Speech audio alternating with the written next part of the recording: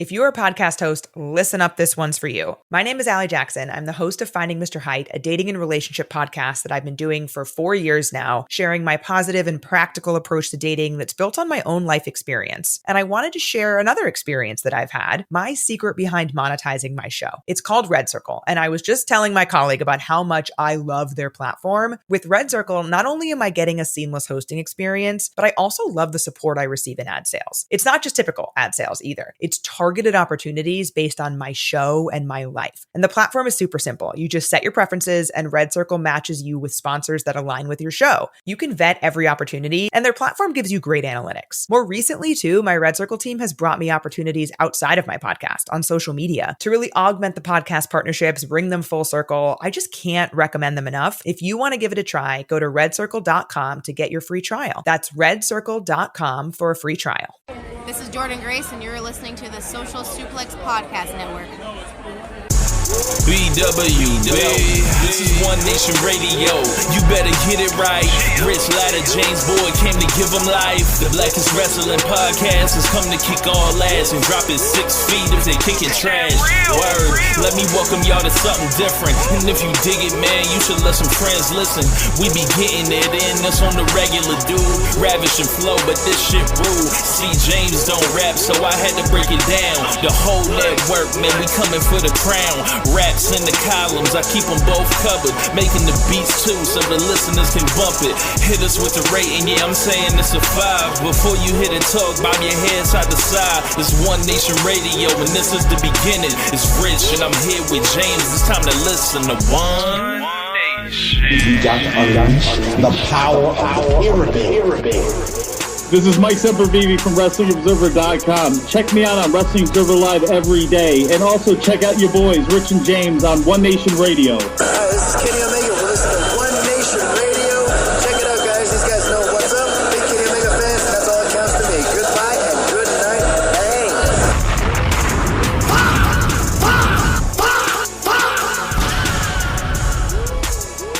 Bang. Hey, folks. Welcome to this week's edition of One Nation Radio, the first One Nation Radio of 2026. My name is James Boyd. Here we have Rich Latta, the master of the soundboard, apparently.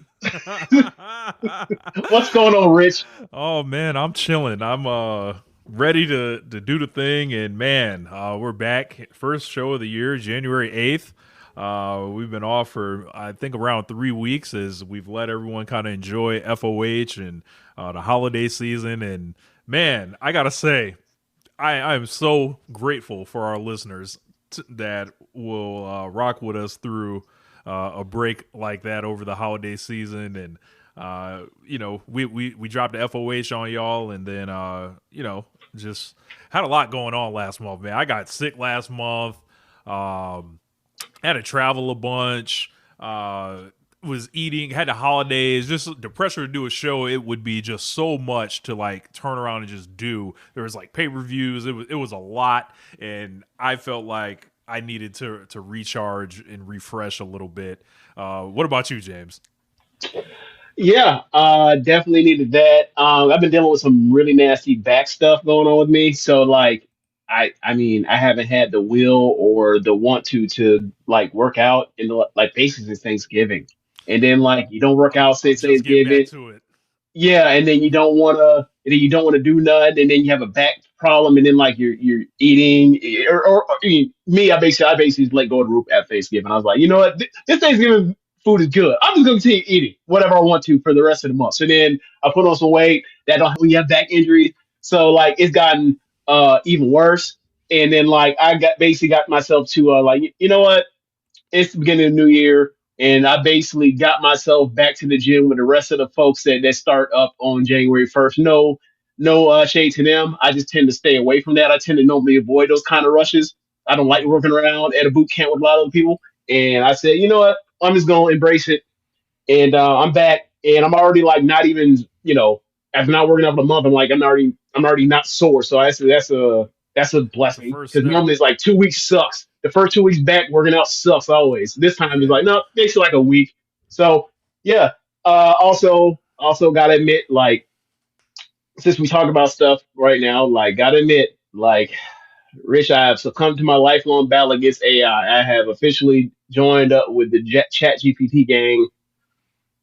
I don't know how to feel about it, but like I just felt like, but it felt like, you know what?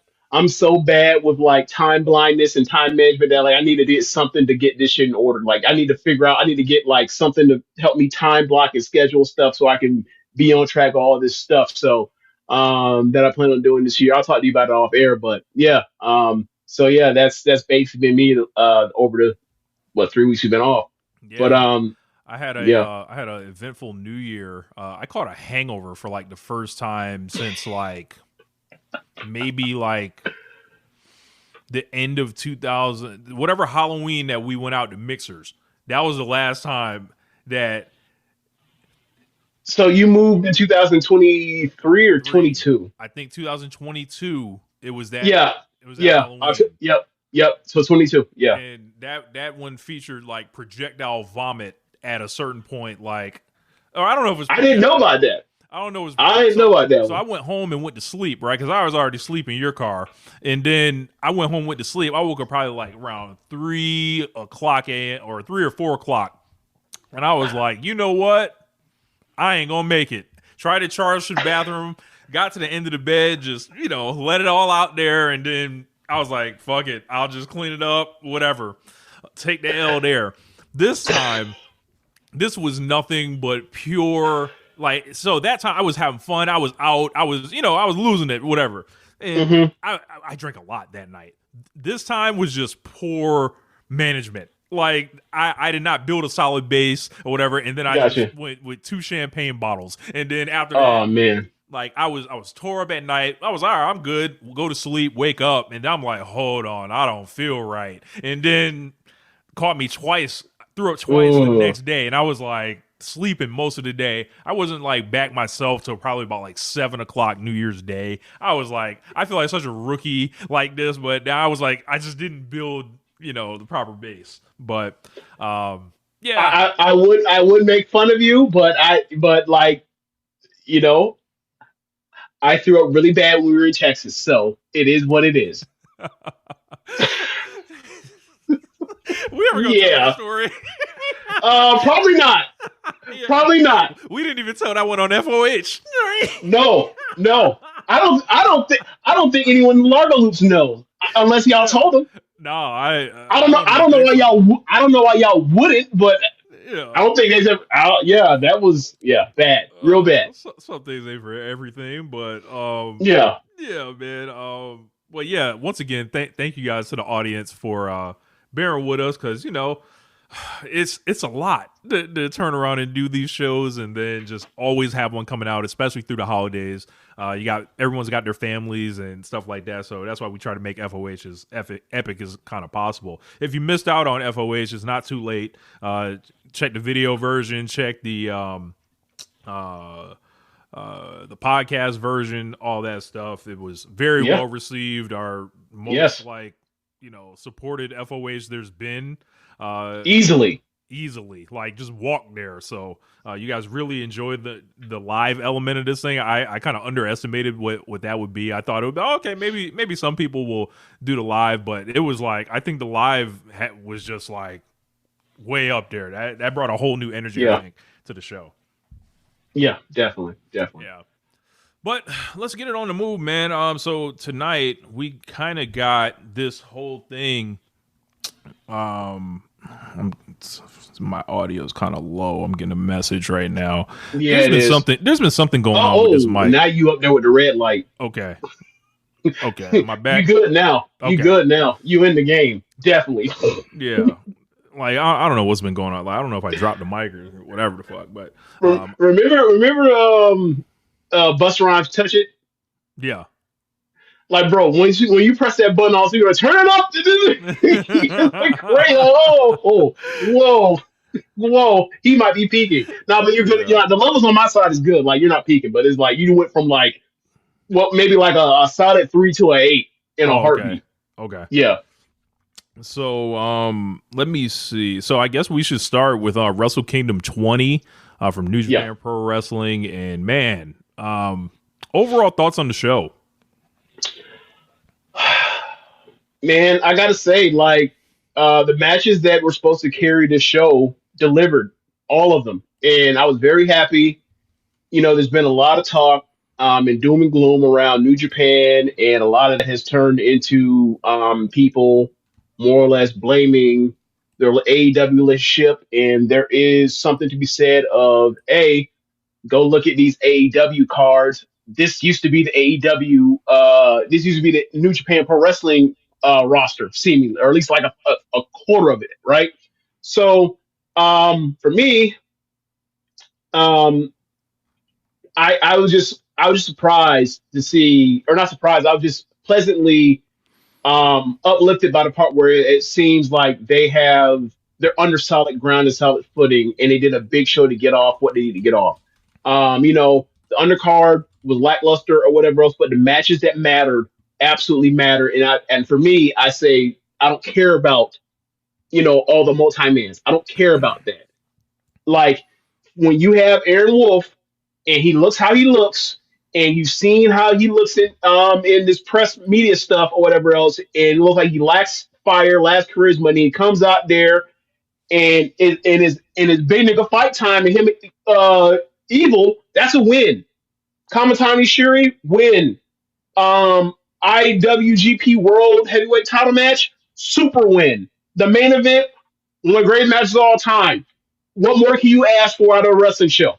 Then when you know when you know that a roster has struggled to coalesce for multiple years at this point.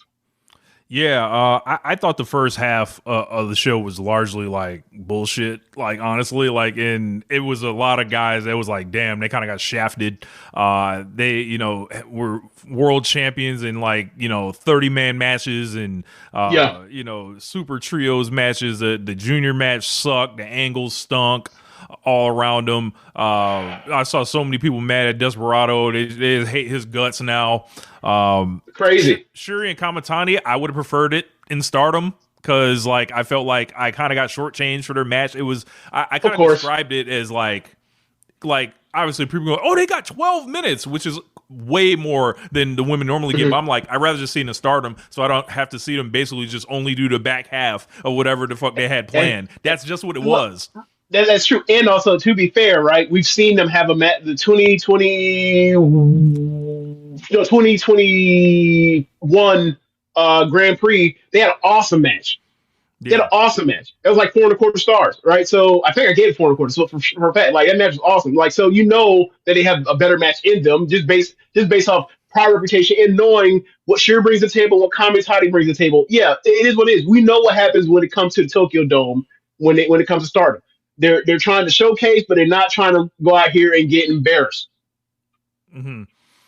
Yeah, so I thought some of the entrances looked great. And like you said, the matches that mattered, they came through in probably if I throw it up to you in the simulation, this is one of the ones, especially the way New Japan has been and some of these Wrestle Kingdoms have been, this is the good ending. I had a lot of concern. I was on Aaron Wolf's ass 'cause I just didn't get it. I didn't understand. I was like, what the fuck is this? The whole time. And then he cuts the hair and I don't feel half as concerned about the body now or whatever and everything else with the fire, the charisma. He fired up during the matches. They seem to clearly love him. So as Future once said, you do what you want when you're popping. If he had to come over here and start as a fresh wrestler here, I don't know if it will work. Get in the water. Get in the water. They took a lot of we'll get to it when we do. I'll just wait till we review the match in full. But I guess we'll start. And like you said, main event, just like you said, I watched this thing live. I stayed up. I was on Doc's podcast, and I said, for all the times that Tanahashi showed up and Okada showed up for us at Wrestle Kingdom, at Invasion Attack, at the G1, at Dominion, anywhere else they was at, I was like, yo, I'm showing up live for this one. I couldn't be there in the dome, so I'm watching this shit live. Yeah, I watched it live too. It was actually serendipitous. All this time adjusting to a Wrestle Kingdom time frame, adjusting to a Stardom time frame for a live show. I've always been bad at figuring out the right way to with my issues with insomnia time, figure out how to like cycle this to where like I can get some sleep and be fresh or whatever else. Man, I figured out the trick. Short yourself the night before. Short yourself the night before. Get your ass up early. Go work out. At least for me, anyway. Right. And then all of a sudden you start feeling that lag. You feel tired as hell late in the day. Take that nap. Get up, and then the rest of the night from like I think I got back up at like 8 p.m., 7 p.m. and just rest of the night stayed up for the whole thing.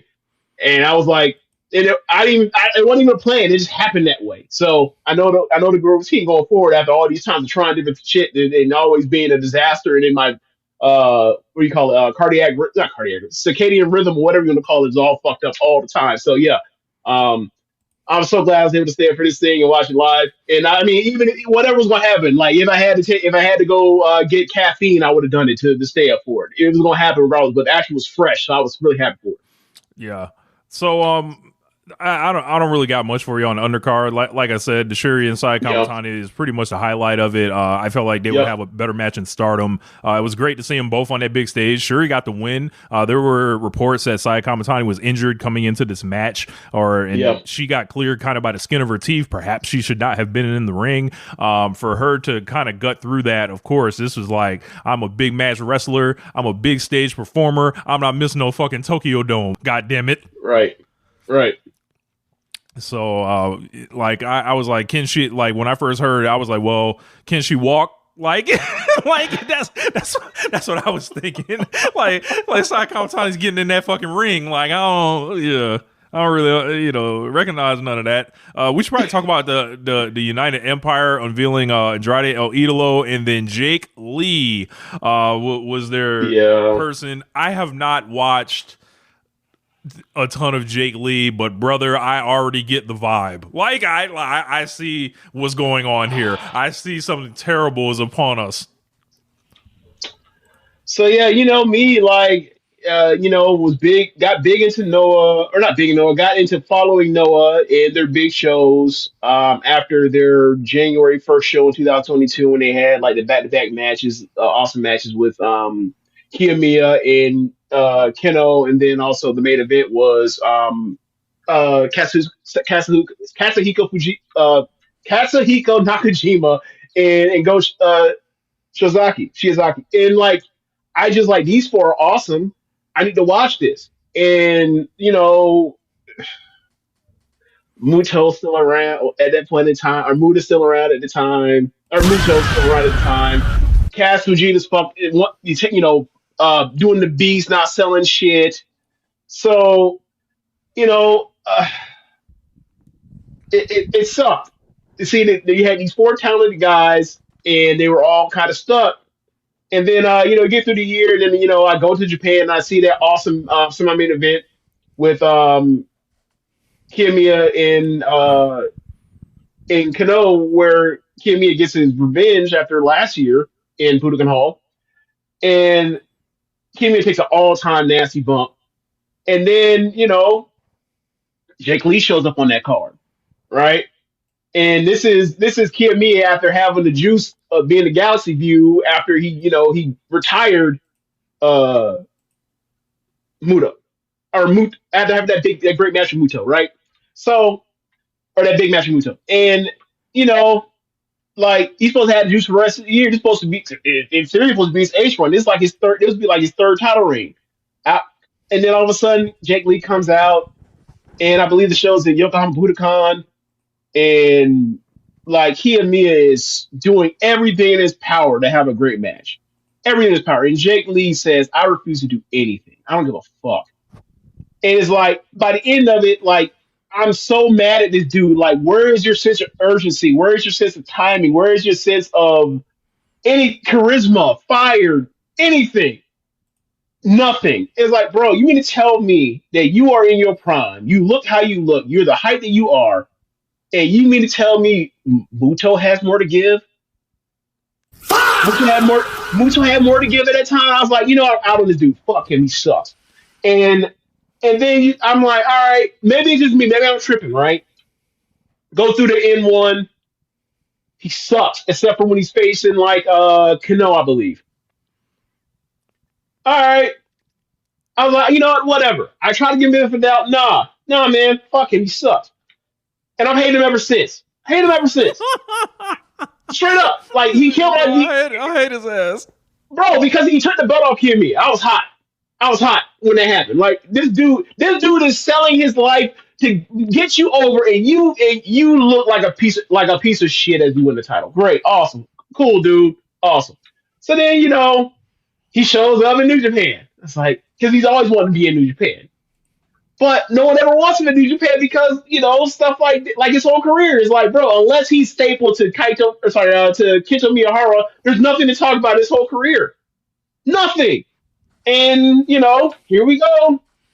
And I know there's going to be some people, I know there's going to be five Western people that watch AJ or All Japan or watch Noah and be like, what about these 3 matches? But, bro, that was 3 fucking years ago. You talking about 5 matches? Get the fuck out of here. If there's even 5 matches to talk about, right? Yeah. Unfortunately, he got hurt, whatever else. I don't wish any ill will towards him, but it's like, this dude is not someone as a main eventer in New Japan Pro Wrestling or the main event of men's Puro at the highest level. Absolutely not. He just looks the part.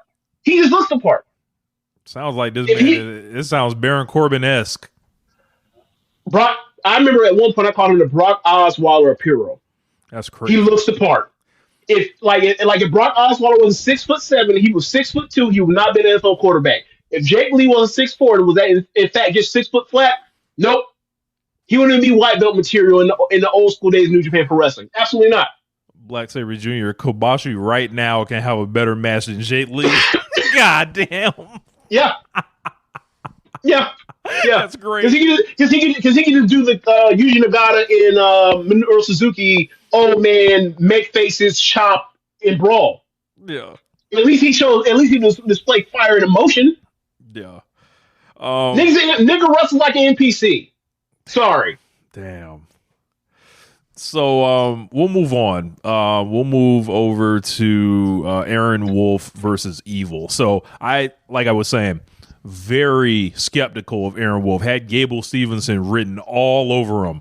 I thought the same thing. All over him. Like the whole time, like leading up to this thing, so many people were telling us how much of a big deal it was. I just couldn't comprehend. I just look at the guy and he just seemed like a lug. Like it's just right.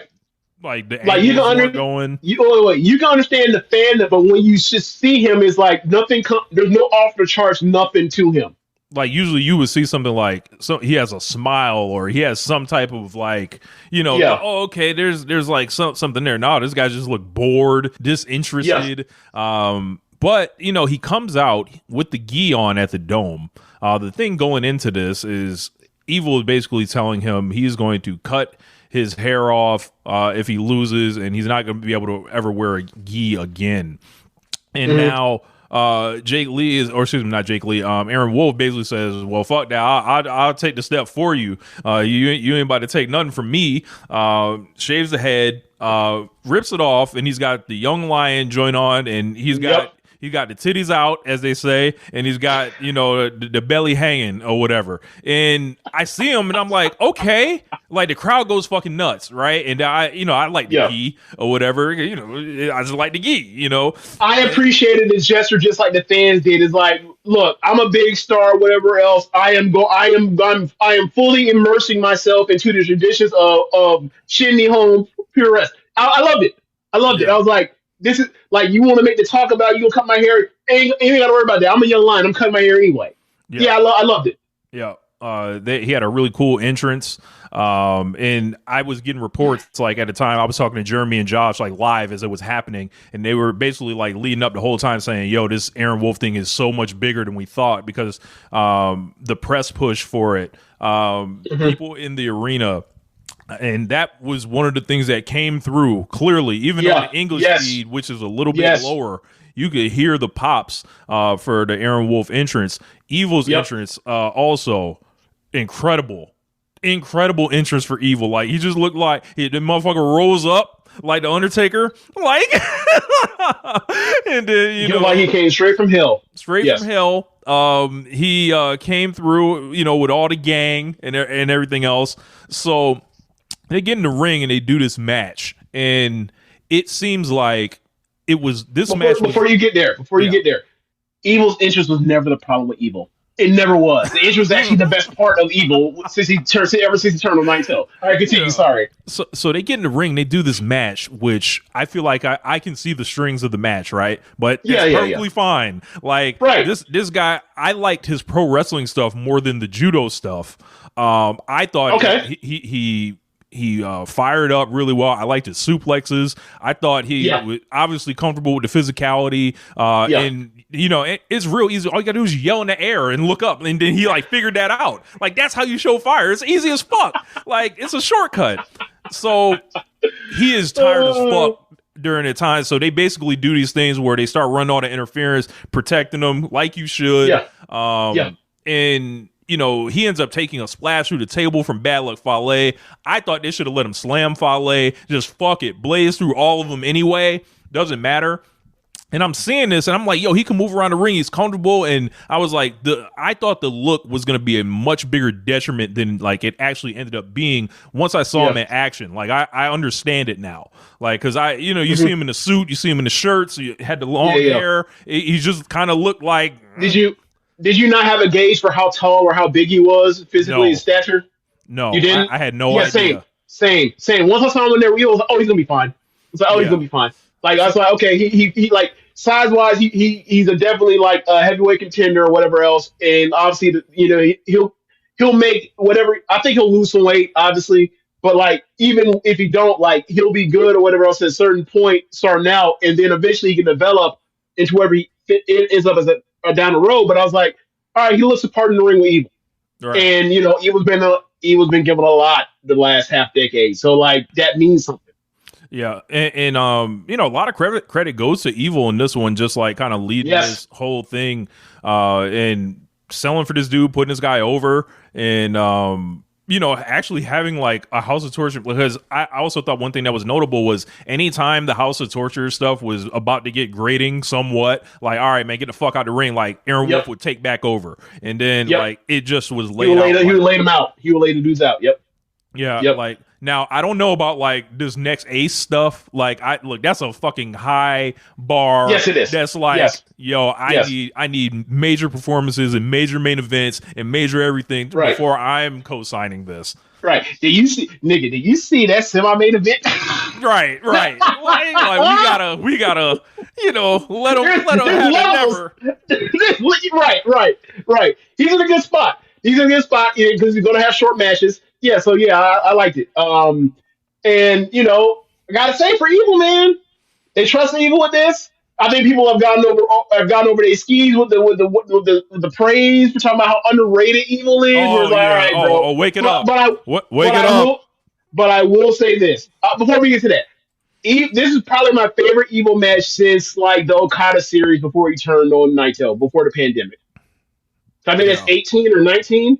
So yeah, but people online like, he's so underrated, and I was like, hey man, I'm sorry, but like, are we unaware of how much of a shit stain he's been in New Japan Pro Wrestling the past 5 years, 6 years at this point? Like, cut the shit, man. Like, this dude, I forgot whatever stat I came up when I looked at the cage match as far as like how bad he's been, but I think some of the lines are like he's had like less than a handful of matches that have even hit 8 on cage match since he turned on Naito. It's like, bro, it's been 6 fucking years. Give me a fucking break with this. He's underrated. Like, bro, that's not even a Grand Prix.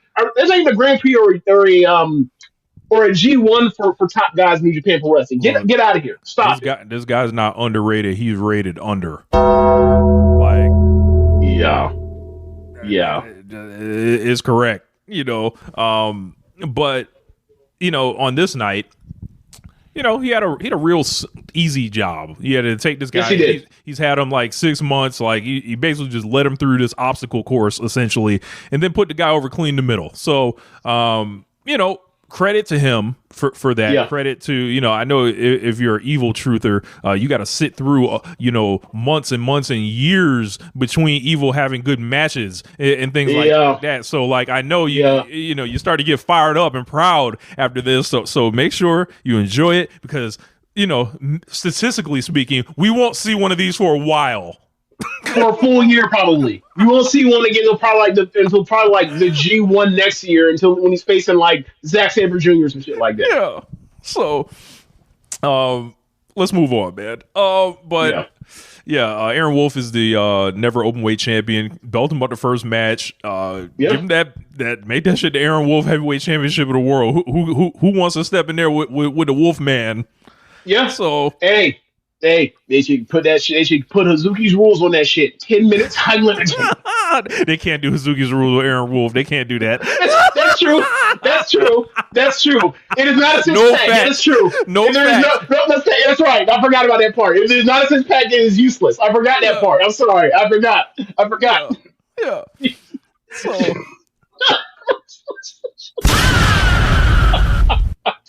Hey, but you know, whatever, man. Like,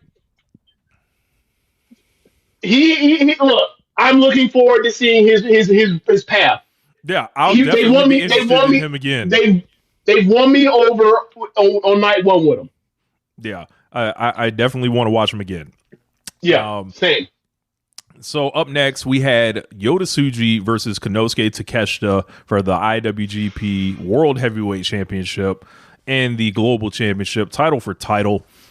And quite frankly, they go in there and kick the shit out of each other.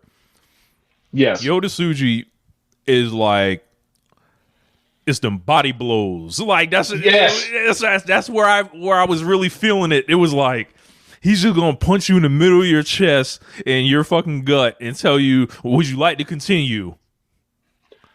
I fucking love this match for that reason and what it set up for the finish. And then also what was also a set piece of the main event. Like this show with what we just talked about with Aaron Wolf when he comes out in the Young Lions stuff. Like when this match is built on Takeshita is better, but this motherfucker doesn't have strong style.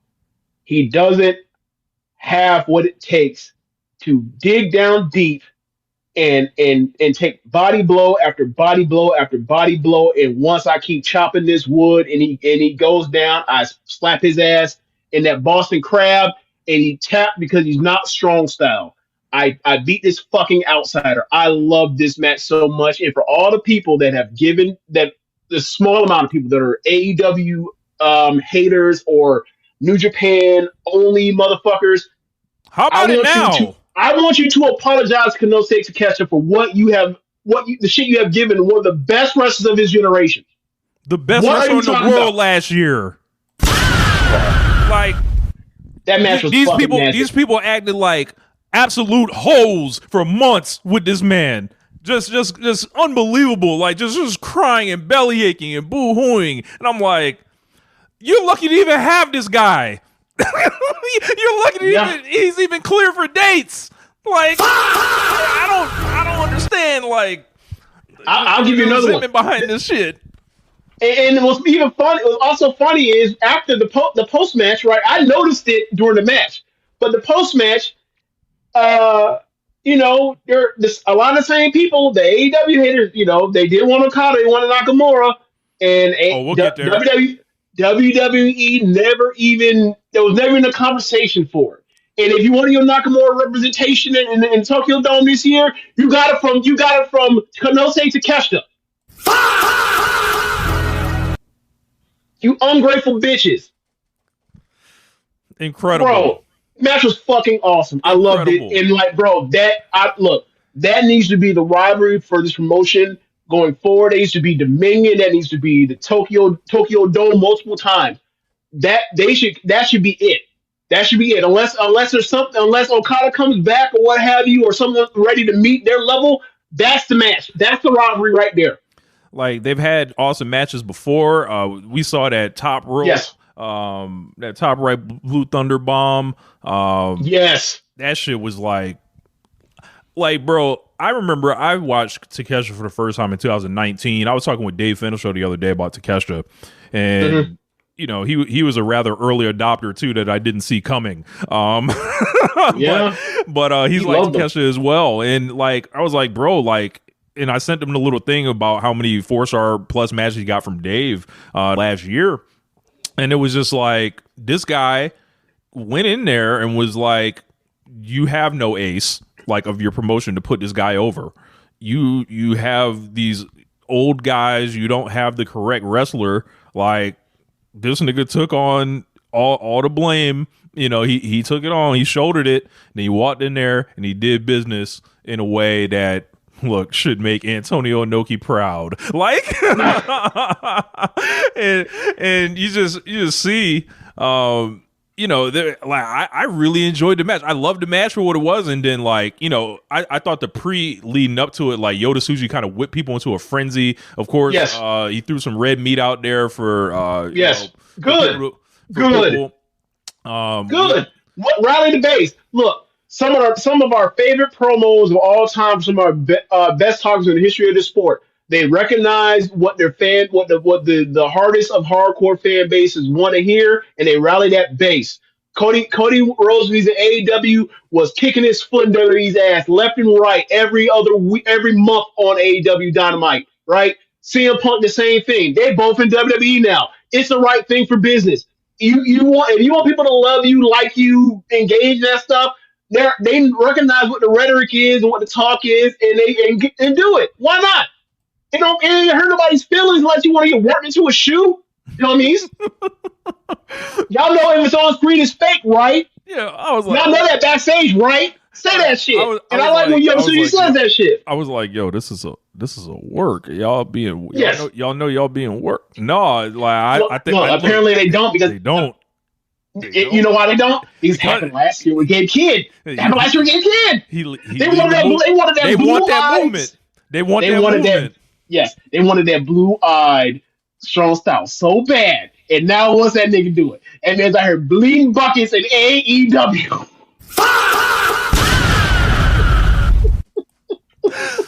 They turn on that white man so damn quick. They want somebody to legitimize that movement, and right now they feel like Yota Tsuji legitimizing that movement, right? And then he is unveiled. They actually gave him the belt, the V4 at New Year's Dash. Loved it. I missed seeing that fucking thing. Well, you remember what I was joking and saying in threads or whatever else in different places? Like, hey man, if someone ain't gonna do it in the Sunlight event, Okada, seeing that he's probably going to win the main event, he needed to show with that V4 and treat it like how he treated the V4 when he won the G1 that one year. When he's like, I ain't got that briefcase. I'm bringing the V4 with me. That's what So I'm glad they brought it back. I'm glad that they said, fuck that world heavyweight lineage. We are going to staple them dudes to the IWGP heavyweight lineage and move forward. Fuck that belt that looks like Dipset logo. We going forward. I loved it. I love every. You know how they talk about presidents when they first 100 days after they get in office? Yeah. I love the first 7 days of Yota Tsuji's reign. I love it. That man is campaigning and chasing out more heart to go back to New Japan Pro Wrestling. We'll talk about this in the main event, but they've done so many good things over this past week that is like, hey man, this is why when this shit when that is at its best, it's better than anything, even AEW. Sorry, I gotta say, I think a lot of the stuff with the promotion is taking the easy wins right now that are right there, right? Because if you think about it, when they made that shit go away and they pulled out the new belt, we hated it. We all hated everyone hated it to the point where they blamed Kota Ibushi for it, and I'm like, so like I said on Doc's show, from an analyst perspective, I'm like, if you are a fan and you want to credit Yota Tsuji with doing it, go ahead. It's New Japan Pro Wrestling making the correct decisions that should, reversing the bullshit that they should have never done themselves. Right. But, yeah, this guy, I look for an old tweet. I sent a tweet in I think December of 2023 talking about they should have strapped him up. So this is long overdue. You did. You did. Look, remember when he won the New Japan Cup? We were like, yes, here we come. And then it just didn't happen. Yeah. And he had to go the long way for it, and I hope this dude is the next ace. So he's 32 years old now. I do think with some of the talk about the outsiders and stuff like that, he might have unintentionally built something that like he can't like pay off now. Like Maybe if it was me, maybe. If he was like doing all the talking, like it ain't no foreign. Essentially, we cutting off the fucking mainland. Essentially, like they should be like now being like, okay, we need to be like bringing people in here for him to beat them and go over them. Like, I feel that's like for the global title. But that's for the global title. That's because he made a distinction. Like the IWGP will not be. I'm not defending versus whites. That's what he said. I'm not defending versus whites. So if you want a shot at me or whatever else, you can try for this global belt because that's basically new white belt or whatever. Yeah, you can come over here and face for the white belt, but this, nah, brother, absolutely not. You gotta once you get through the checkpoint at Narita, right? You want to stamp on your passport if you want IWGP or if you want global. If you stamp IWGP, they will send your ass back where you came from on a plane. Like, I think they should have like they should set up some guys for him like to import to go over. Like, I agree. And like some of that stuff would like I think it would make him seem like he's a bigger star. Yes, if he was, just slamming the door on all the whites. Yes, I agree. No, now I will say this: a part of what I said about how he going forth with this stuff, right? After he won the thing, Gato did the Gato thing. The one thing that made me mad on the whole show, really, he sends out Jake Lee to go do the Kenta Naito ruin the house call a roll call thing, because that's his patented fuckery. And it's like, all right, man. But press conference a day later or 2 days later after New Year's Dash, and man, during that thing where he talked about what he wants to do and what he intends to do, he said, I will turn down challenges if these people are not at the top of this profession. Basically, he's saying, he's basically acting like there is a rankings, like there's like IWGP ranking system, and if you are not a top contender, you ain't in that top 5, I'm not giving it to you. And Jake Lee, you ain't in fucking top 5, you just show the fuck back up. So I loved it. He said, you know what, Jake Lee, you attacked me? No. If you want to get to this fucking belt, you got to start from the bottom of the ladder. You got to climb the ladder and get what you own. You ain't getting this shit at New Beginning. Maybe if you win New Japan Cup, you might be able to get it, or you will get it. But outside of that, hell no. And I was like, thank you, Yoda Suji, a man out of my heart. Told Jake Lee, get the fuck out of here.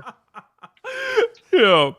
So, from there, I guess we should talk about the main event, man. The last time that is going to happen. And, the reason why over 46,000 people went to the Dome. The reason why this podcast still exists. Look, there's a great argument for that. Like, without Tanahashi Okada, this podcast no longer exists. Like, because of Wrestle Kingdom 9 and 10. And like, just thinking about like Tanahashi's career, like none of this shit exists now. Like as far as like Westerners engaging AEW, with Japanese wrestling in the way to where it creates this demand, it goes back to Hiroshi Tanahashi in this era. Yes, I know motherfuckers watch Noah and tape traded and stuff in the 90s and stuff like that. Yeah. But these fan bases have turned over of the internet age, the internet message board age from like the mid 2000s forward. This is Hiroshi Tanahashi's pro wrestling, essentially. Like, it all goes back to he's the father of everybody. Everybody that got in the ring after, like, he's their daddy damn near. Like, and like I said, I was gonna wake up and watch this match live. I was like, if the tears come, I'm gonna let them fall. They didn't come. I didn't cry or anything. I just kind of watched and appreciated the greatness. Like, and knew that Tanahashi and Okada, when I saw them make their individual entrances, I just kind of said to myself, do they got one more in them? Do they have one more in them? And brother, Of course these niggas did. Like, of course. Hiroshi Tanahashi was going to reach back the last time that he was stepping in the Tokyo Dome against Kazuchika Okada. Of course, on the last day of his career, Hiroshi Tanahashi was going to look around and see no seats empty. And what was he going to do? He was going to play the air guitar. He was going to skip down to the ring. He was going to play Go Ace. We were going to hear high energy later on in the night. We were going to see the 1 in 100 year wrestler. A fucking shoot, by the way. Like we were going to see that man walk that aisle one more time. And what did we like?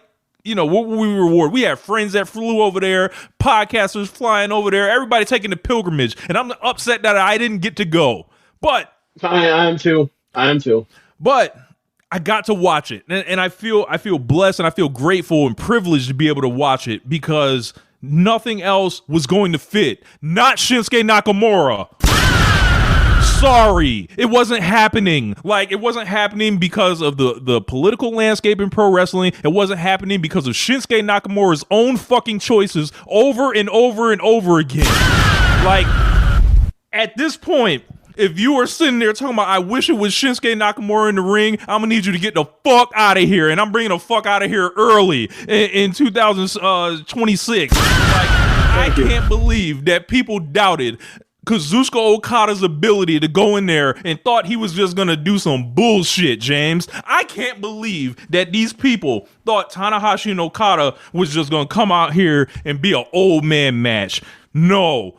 What they came out there and gave us was like one of their best, like you said earlier in the show, one of the greatest matches of all time. You can feel the emotion coming through the screen. I thought for a second Tanahashi was about to win, James. He fucking fooled me. Like,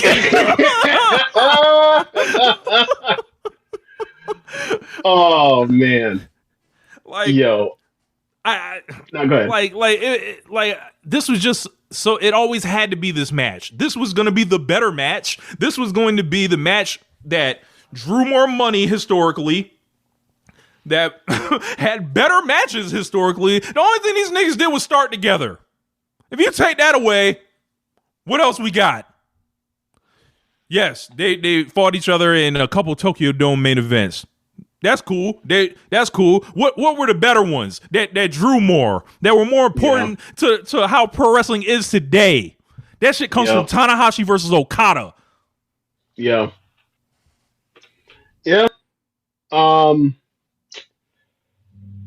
Yeah, man. Like, this was like just a trip down memory lane and all of this stuff. Just like to see that match, to see Okada come out there. You know, obviously when he first came back, they played his original Rainmaker coin toss music, and then he said, "When I come back, I want to play my new music." And like, you know, Okada always has a plan with this stuff, and you know, he's since basically his first match after signing with AEW, he's done the Rainmaker pose, and it's been the flip off the bird as opposed to the actual Rainmaker pose. But when he came, when he not even like the half deal with the right arm out, right, and then in this match you see it early, the one I was like, okay, all right, I ain't seen that in years now at this point. And the whole match is Okada just in control, and then there's brief moments where Tanahashi is able to get himself kind of even the race, if you will. Like when he did, I gotta say, Tanahashi's so good because like every time he does a high fly flow, I'm just like his knees. When he did outside of the ring, when he did the aces high, I was like, oh man, no. But yeah, like then the part of the match where like Tanahashi, that big slap he always does when he gets to the point where like he's so out of the fight where he's hitting the slaps and Okada's eating the slaps like, come on, you ain't got nothing left. You ain't got nothing left. And then Tanahashi fights from there. And I just love the match, man. Like Tanahashi fought and like he almost made a miracle happen. But ultimately, it took Okada and all those bullshit, bitch rainmakers, if you will, to reach Okada to the point where he has to tap into Tokyo Dome Rainmaker Okada. Goes to the top rope the second time, hits the elbow, hits the actual real Rainmaker, And like, bro, that's when I lost it. That's when the tears started to come for me. I was like, he saved this for 2 years for Tanahashi, or he had it for every moment. And he used it for Tanahashi, and I was like, this is it. And I was like, man, like a lot of the stuff with One Nation Radio and the stuff we end up getting to in the waves or whatever else is pure luck, right? Like this was pure fucking luck that like you decided to say, hey James, let's watch Wrestle Kingdom. If they're doing it online, you can watch it or whatever else. Okay, watch it, blown away, and then it's taking us to here, right? And like for that dude to be at the forefront of that for this past at this point 11 years, whatever else, to go out in that way was just so. It's one of my happiest moments in pro wrestling. It really is. Like Danielson went like Daniel. I don't think I've been this happy since like Tam won the red belt. Like Danielson winning the AEW World Title, that kind of stuff. Like just super happy that like I can't believe that I was lucky enough to come across this person. They're giving me so much joy, so much excitement, so much anticipation to want to do this show week to week, to get up at ungodly hours to watch Japanese pro wrestling live. And he's gone now, and he went out with one of the greatest matches of all time, befitting for one of the all time greats. And I'm just so happy. And then there's also, it's fuel for the fire for me because, people been talking so much shit about Okada. And bro, he went out there and it was like another classic dome performance. And this time when a nigga, did you see the press conference that Suji was at or whatever else, and Tanahashi was there when he basically okayed everything? Yeah. As president, did you see him walk up and did you see him walk and walk? Did you see him get up and walk out? No. He's shuffling. He can't move. He's done. Look, he gave everything he had left to the game in that match. And yes. I got a perfect line. Much like Whitney Houston, he was saving all his love for us. Like on that last match, he was saving all my love for you. That's what he was doing. Oh man, this is great, bro. This is great. I'm gonna be hard. I'm gonna be hard pressed to find a match that I'm going to enjoy more in 2026. I'm hard pressed. It's up there. Like it's almost like that Kenny and Gabe last year was like, yeah, bro, they ran out front so far, so fast. Yeah. Somebody's gonna come. I'm not even saying there's no. I think that we better matches than this. Just bell to bell or whatever else. I'm saying for my personal favorite match, bro. What this means? What I hold most dearly? Yeah, I don't. It's gonna be hard. Like Ospreay winning the belt off of like Swerve or Adam Page and Wembley, maybe. Outside of that, I don't think there's anything on someone that comes close. Yeah, I just don't. I don't see nothing on the horizon. Maybe I just don't. Yeah, it's like they had one more in them, and that was it. And like, I give you a parallel of this, right? Tam's last match with Kamatani, where it's like, it's going to be a quality match. It's going to be a great match. It's even going to be a classic. But you have no idea it's going to be put up 5 stars easy and be like, oh, everyone else is going to feel the same. You just don't expect that. That is unreasonable expectation at this stage in the game. And you get it. Like for Tam was like, this literally, she leaves on her best match ever, right? Kamatani also too. Like for Tanahashi to leave on one of his best matches ever is like, that's insane. For a person that's already had those kind of highs in his career, I mean, we see people chase the dragon of having a great last match. Remember all them years the Undertaker kept coming back over and over trying to search. Yeah. It was like some search for like just the mythical. And he finally got it on tape delay. Sad when you kind of think about it. This guy walked in the dome, his house, like more main events there than anybody. First Wrestle Kingdom, he's in an IWGP World Heavyweight title, not World Heavyweight, but IWGP Heavyweight title match. He's in the semi event, but he's in the title match of Wrestle Kingdom 1. Yeah, like and just what Hiroshi Tanahashi. Think about like all the wrestlers around the world that he worked with, that he mentored. Just like all the guys you can think of are under the Tanahashi tree. Like, and then the roll call. Look at The that. post-match, We should talk perfect about example. it now. Perfect example of his influence in pro wrestling, right? Yeah. So, Okada, says, I know you're probably tired for once now, and he says, thank you, Tanahashi-san. Leaves, right? Never to be seen from again. Except for as he's walking out to catch him singing his new entrance music, was like, what a dick. What a dick. So out comes Jay White. And I'm thinking, it's about to be some I heard bullshit. this. I was like, Jay White. I laughed. I was like, yeah, it makes sense for him to be there. Why not? Fuck it. He put him over the title. I know. Right. Put him over the title, right? So, first title reign, he put him over, right? So he comes out. Look, they lift the ban off Jay White, ban from New Japan Pro Wrestling, Oh, we finna get to some bands in a second. Some bands. I ain't talking about bitch ass niggas neither. Some actual, we are no longer associating with you in any way, shape, or form until maybe you're on your deathbed and maybe you do some merchandise opportunity for you and your family in the future, for us and your family. But outside that, we done. Yeah. He comes out. Clean suit, by the way, but I was fully expecting here comes some bullshit. He finna attack him. He finna tell, well, no, okay, cool. Then out comes Ospreay. Music hits. Crowd's super happy to see Ospreay, this right? Nigga walks out with this big ass grin, bro. I was screaming when Ospreay came out. Hey, bro, it's similar to Kenny Omega, and we'll get to it in a second. It seems like they care a little bit more when they in front of the New Japan in the dome where they Osaka Joe Hall. It feels like maybe I'm overstepping. It just feels that way to me. Like it don't feel the same as when they in FB or what's that arena they always go to in Long Island. I don't know. UBS Arena. UBS. It don't feel the same. It just don't feel the same. So anyway, he came out. And then all of a sudden, I made the joke. It's like, all right. So go ahead and send Kenny Omega out here so you can get all these white boys out the way. They play, and then immediately they play Kenny Omega's Terminator music. I fucking die laughing. And I expect he's gonna be later in the thing.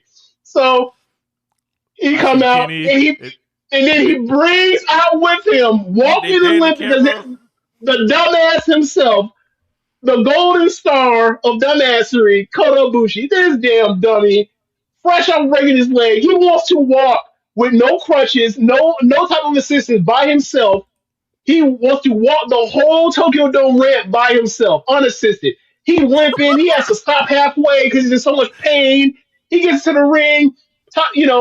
First Kenny gives the flowers out to Tanahashi. Tanahashi's grateful, and then it was almost like Tanahashi saw his little brother, his little dumbass brother. He gave him a fist bump, like, "Good to see you, dummy. How you been?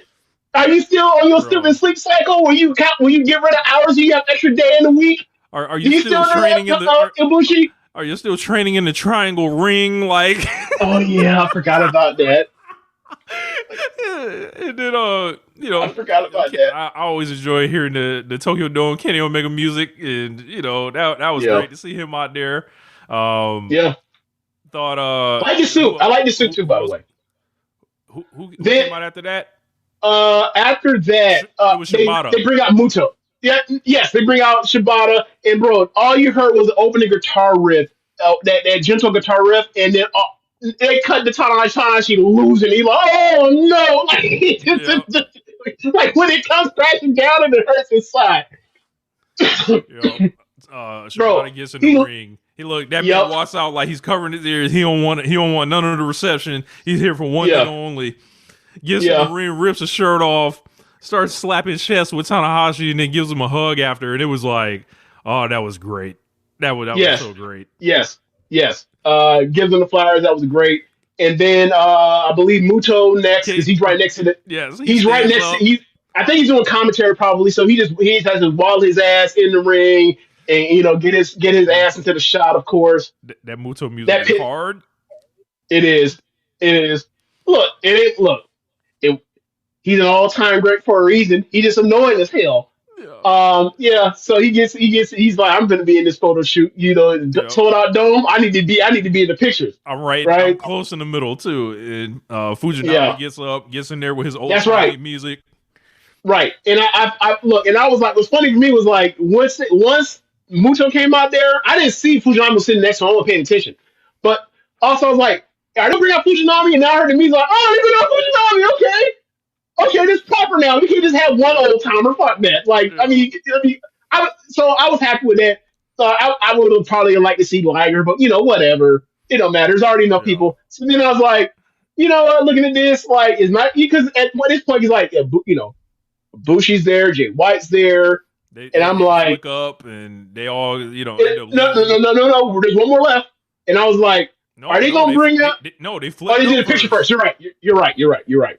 And on my mind, like as I see Ibushi and I see Jay White there, I'm thinking to myself, really no, only people, obviously, two people are missing from the thing for me is like Nakamura and AJ Styles there, but you know why they're not there because it's WWE shit, right? So I was like, all right, but is Naito gonna be there? And then that Naito music hit, and the crowd lost it. The crowd lost it. And they played his opening New Japan music. They played his opening New Japan music, and he debuted in or not on. Was it debut in Noah on the first? Yeah. Was that debut? I don't know if he was in Noah. I think he was using it before that, but the Noah show probably the first time anybody heard it. He shows up in Noah on January 1st in front of Kano, and Kano was had to be furious. He was. They showed him. He was in the ring when it happened. He was furious, and he did the fake out with Bushi in a double at first too. And I gotta say, man, I'm afraid Naito got another banger. That new music also go hard. It ain't as good as the original, not as good but as it goes hard. But bro, that original, when I heard that shit playing, I was like, bro, that shit is still hard as fuck. Hey, bro, Naito might be the Rick Ross of interest music. All he pick is hot shit. All he do. Like, look, it's gotta be good because my interest take like 10 minutes every single time. Speaking of that, it better be good. Jesus Christ, this nigga comes out here. Or farms his whole shit, bro. Yes. Sends Bushi out there. Now, hold on. This nigga Tanahashi's out here like this. Like, yes, he literally like, hey, man, move on. Get this nigga. Yes. Trying to show Tanahashi up. They're on a time. They're on a time constraint, time limit. So yes. What was funny to me was the interest when I saw Noah on the first, and then also on this show. Was like they bring out the fake Naito, and to me, as a person that's watching of Tetsuya Naito, I know it's not him immediately just by looking at his knees. Look, Tetsuya Naito is so bow-legged. There's only three people that's bow-legged as him: LeBron James and Chris Jericho. That's it. So unless it was somebody that was clearly different body shape than Naito, that ain't no other pro wrestler, or that's even pro wrestler, right? Like so. I'm like, that ain't Naito. And then sure enough, here comes Naito again. I'm like, oh, and then it turned out to be Bushi. Bushi gets in the car and like, bro, Naito gets you a Homeboy Hall of Fame. He really will. Because Bushi has no business being in that ring. None. Absolutely. The LIJ jobber? No. Crazy. So Naito gets in the ring. On the outside of the ring, whatever. He passes Ishii, just gives him a quick handshake. It was funny. So Naito gets in the ring.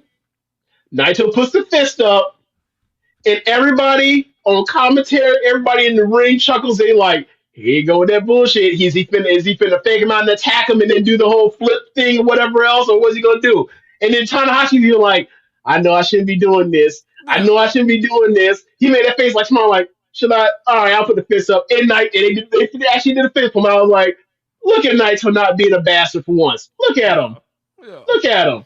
So yeah, man, it was. And then from there, the nigga sailed around the dome like a god after that. Like, yeah, they play higher energy, and he played the air guitar, all that shit.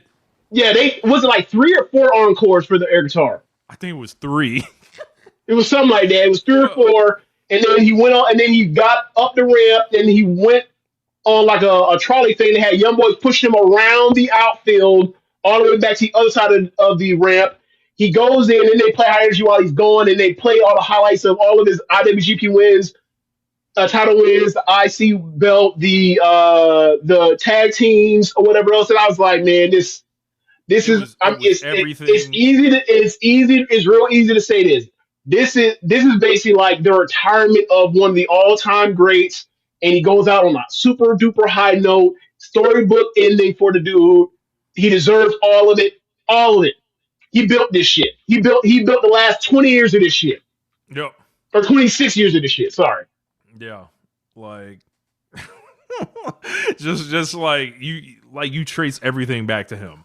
I will miss Hiroshi Tanahashi. Like I said, he's been my Twitter namesake for like I don't know how long at this point. A long time. And it's just been like, yeah, I felt fortunate to meet him a few times. Got the high energy CDs signed by him because Zach, my homeboy, happened to be next to me, and Zach, of course, knows Japanese, and told me to say a phrase, and that got Tanahashi's attention because here he is in St. Pete, Florida, and then American is speaking Japanese to him, and then he signs the joint for me, and it was crazy. I forgot about that. Yeah. That was right. And you met him twice. And you met him in Orlando too for WrestleMania weekend in 2017, right? Yeah, in New Orleans. Okay. So you met him. Okay, my bad. Yeah. Wrong year. Sorry. But yeah, man, it's just like he's that 1 out of 100 shit is more than the slogan. That shit's a shoot. That shit's real. Like I forgot when we both. I didn't have enough time. I was going to look up when we did our 10-year anniversary and we did our ranking of where we are. On our era wrestlers' favorites. So he was in both of our top 10s. I forgot where we were, but man, what a way to go out. Yeah, just man, I almost want to watch some more Tanahashi or whatever, but it's just like there's plenty of stuff we've already seen. Like, bro, I've never done it because I know you talk about Wrestle Kingdom 19 with Omega all the time. Like, remember how awesome the fucking G1 final was with Bushi? Yeah. Like, obviously he has a million of those. He walks through. Obviously, he has a million of those. Right. Obviously, he has a million of those. And then after he beats Ibushi, he mutters, "Get the fuck out the ring!" Like, I'm playing with these niggas, bro. Yeah. All time great, man. I have so many great memories of him. I'm so glad that I, came across him in all this stuff. We would not be doing this show if not for him in some parts. Definitely not. Not anymore. If not New Japan Wrestling, what do you think would have stopped? What do you think, what would it be, like WrestleMania 34 would have been when we'd been done? Yeah. Yep. Yeah, I think so too. I don't think we would have stuck around for Becky getting hot. I think we'd just been done. Yeah. Yep. Yeah. Incredible. If you did not see this match, if you are not really familiar with Hiroshi Tanahashi, and you're a wrestling fan right now, or whatever, just know whatever you like about wrestling, whatever you're enjoying, I guarantee that person in some form, like there's a degree of separation that traces back to Hiroshi Tanahashi. Like I'm guaranteeing it right now. Yeah. I can draw a few degrees of separation from anyone with Tanahashi. So, yeah, I'll miss him, man. All time great, and shuts the dome down one more time on his way out. What better way? There's a shot during this match when they're on the aisleway, and then they swing the camera, and then Tanahashi's struggling to stand up, and you see the New Japan Pro Wrestling logo behind him. That shit was art, bro. That shit was art. Like, but yeah, sending them off. Yeah. It was. I don't know. We'll never review a fresh match of his again, unless some retro shit, and that kind of stinks. But it was a pleasure. But after the holidays, there's so much to clean up and get ready for the coming year. This leaves me exhausted and a lot of things falling off my to-do list. It's time to lock in, and Omaha Steaks delivers everything you crave to reset after the holidays. An order from them means having high-quality Omaha steaks on hand at all times. I'm a big meat lover myself, and I always go with medium rare. But there's also plenty of poultry and other options available. Omaha Steaks offers unrivaled quality and variety, and every bite is backed by their 100% guarantee. A family-owned company with over 100 years of expertise in the meat industry. Let Omaha Steaks deliver high-quality proteins right to your door. Visit omahasteaks.com for 50% off site-wide during their end-of-season sale. And for an extra $35 off, use promo code YUM at checkout. That's OMAHA steaks.com, promo code YUM. Terms apply. See site for details. Go to www.omahasteaks.com to get 50% off site-wide during their end-of-season sale. And use promo code YUM at checkout for an extra $35 off. Minimum purchase may apply. Thanks to Omaha Steaks for sponsoring us. So let's move on, man. So the last month or so, obviously we've been off and all that, but a lot of things have changed kind of in the world of AEW that I kind of wanted to talk about. Of course, we got a new AEW World Champion in MJF. If you listen to the December 19th edition of One Nation Radio, you would have already put 2 and 2 together on that. Wins it in, a good match. Nothing too, nothing to really complain about on that front. The C2 happens that same night where we thought we were watching one thing, but it turns out we were watching a whole different thing. You thought it was going to be the destruction of Jon Moxley. You thought the Death Riders was about to jump him out, when really what we were watching, James, is the Jon Moxley story. You think they're doing some shit with Takeshita and Okada? Nope. It's just all this shit with and I did not like this booking on this night. But Jon Moxley versus Kyle Fletcher was so fucking raw. It was yes, it was. That shit was out of this world. That shit was a match of the year contender. The two matches paired together with involving the screwdriver being involved in both finishes is oh my god, this is I'll stop short of saying genius, but it was just great. It was great, and it's I will say this though. What did Don Callis do? When did he know it? When are we going to find out? We revealed that he's a fuck nigga. And who is he? And who is going to be? What's the aftermath of this? Okada and Takeshita made me furious in the booking around it, and because it ended so fast. Not only that it ended so fast, that it ended on some bullshit. And then it was you don't think that's actually the actual match, do you? I mean, or are you pissed that you didn't get the actual match? I'm pissed I didn't get the actual match because that's fair. That's definitely fair. After 2 years of build up and all that, all this time wasted, these fucking multi-mans that they've done, all these preview tags over and over again. The tag title match where they were going for the titles together.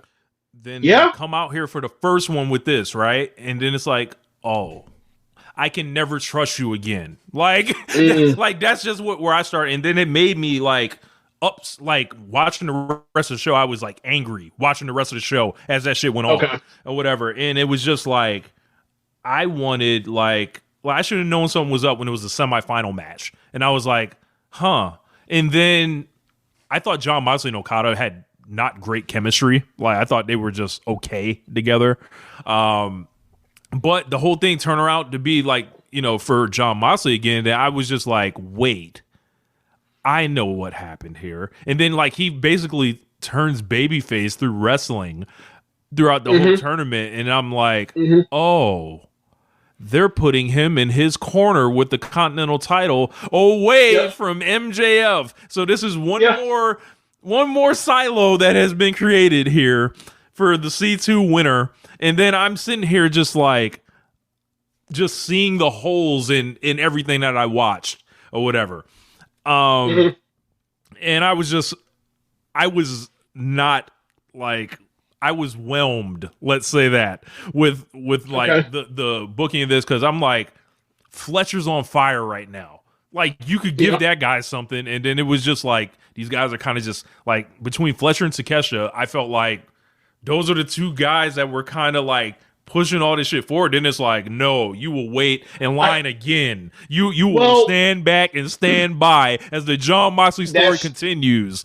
That's true, but I think the fallout involves one of the two at least, leaving Don Callis' family. So, over the cap. Bro, think about what is the Don Callis family starting five now that Andrade has joined this thing now? Oh, Jesus. Okay. Well, the three that made the semifinals, right? So Okada, Takeshita, Fletcher. Yeah, three for sure. You tell me what the other two are. I think you got it. Shit, you got Hechicero in there. You got. I might need a full list. All these you got Hechicero. You got Andrade. Bro, it's bro. They stacked. Yeah. No fucking way. It's crazy. All right. But yeah, some of that like just kind of I was like, okay, well, Moxley's running away from MJF, so I can't blame him there. But that's what's happening here. Now he's defending the belt. I think he defended it against Josh Alexander, or he's doing eliminator matches, and then he did one against Shelton Benjamin last night. MJF is fighting Bandito next week. He managed to get through a segment last night without being overtly racist, which was like, I guess commendable. But he's going to eat MJF or Bandito's lunch probably next week. And then, they're playing these Kenny Omega videos. They're playing these Brody King videos. I don't know, man. Like, I thought the C2, I just didn't expect it to go that way. And then it was like, oh, okay. Yeah, I get you. Yeah. And then what else? Am I trying to think? I will say this though, right? Like Fletcher winning the Continental title after just having the TNT title is like, so it's the same thing. It'd be the same thing. Okada wins it. All right. Like, I mean, he doesn't need 2 belts. Do you want to talk about the part where like people were upset that like they ununified those titles? I mean, they only because I don't personally care. Like they only follow the rules that were like set up for the belt. Like I understood it. If they don't understand it, that's people are upset. Well, people are upset that they unified the titles and then they ununified them within was it 7 months, 6 months, something like that, 5 months. I think 7 months. But it's like it don't bother me. It don't bother me. I like it. It don't bother me. They have too many. They have too many belts anyway. So like, if your argument is, this is what I haven't heard. I'm mad at you ununifying them because there's already too many belts in this company in the men's single side. I never heard that. It was you said this Omega and Okada match was well, that's not. I don't care about that, bro. I don't care. Like, look, it was a work. Like it was a special thing for that rivalry or whatever. Right. That's what it was. Like I think we said it at the time or whatever. It was almost like boxing where they pull out the third belt, like, oh yeah, the winner's gonna get this shit. And then he basically defended that, which symbolized the other two. And then when it was time if he would have won, he would have stayed the unified champion. It's fairly simple. The way it was explained to me, but people just didn't like the part where they unified the titles and unified them that fast. And I'm just like, I don't have a problem with it because, like, their argument, like I said a second ago, like it's only an issue if you think there's too many titles in this promotion. And I didn't hear the people say that. People just whining. That's what it felt like to me. People were just whining. So yeah, it is what it is. Well, if you can come up with a good reason, I'll hear you out. Because, like, I know why I like when I see new belts pop up in this company, I can sniff it out. Like, what the fuck is going on? But I don't want to do a job. Yeah, man. I mean that's also a lot of, or not a lot. One of the issues AEW has when it comes to these pay-per-view cards is like. The heated match that's not involving a title between two wrestlers. I mean, you had that with Darby and Gabe Kidd, but like there used to be more of those. That was and it seemed like they had a great match. Yeah. We super didn't really physical, talk about that until they got to this man. Like, we didn't expect them to have a great match, and I didn't expect it to be that bloody, but it was damn sure bloody. Yeah, like it was. I think when we're. What else do we have on there? Statlander. I think she's kind of dead in the water now. I think she's run through all the big contenders, and now it's like Tekla's on the other side. I think you could flip it to Tekla, and I wouldn't be. Tekla's really cold. At all. Tekla's cold as ice. Think so? This would have been much better. She should have got her title shot like back in November. Like she comes out, she beats up Jamie Hayter and whatever else, and like she's with these two losers, and it's like, okay, but what about her? Nothing? Cool. Yeah, man,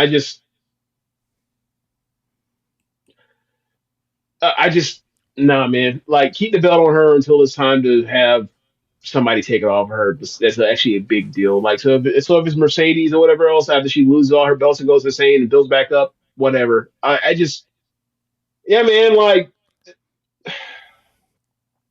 for me as a character personality, like, she's quirky, and that's cool. She's a great wrestler, and she has she has a charm that way. But that charm will only take you so much. Like, I can't be like, hey, you can build a vision around somebody and her whole and her entire character. Like, she's an awkward neurodivergent person. Like, that's, you gotta have more. You gotta have more, right? Like, Will Ospreay has more. See, it's just all the awkward whimsy shit she was doing is like, all right, man. All right. They changed her music a bunch of times. Her promos that's true. That didn't bother me though. Yeah, it's just like if. But she's just not. She's a complete. She doesn't have anything as a promo. She doesn't. You know what it feels like?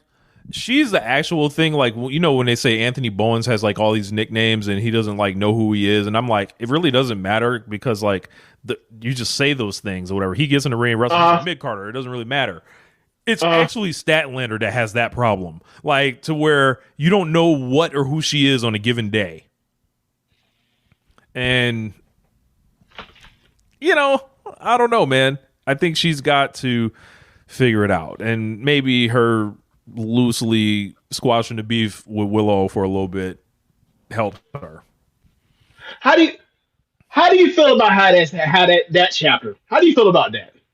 I feel like you feel like that was earned. I was my word. I was just about to say. I was like, it feels like most things with Willow and Statlander, it gets unearned, and then they have to wrestle their way out of it.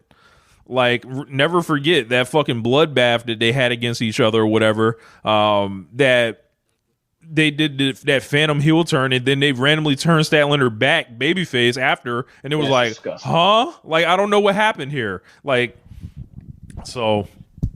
Well, it was a happy moment. Let's say that it was a happy moment.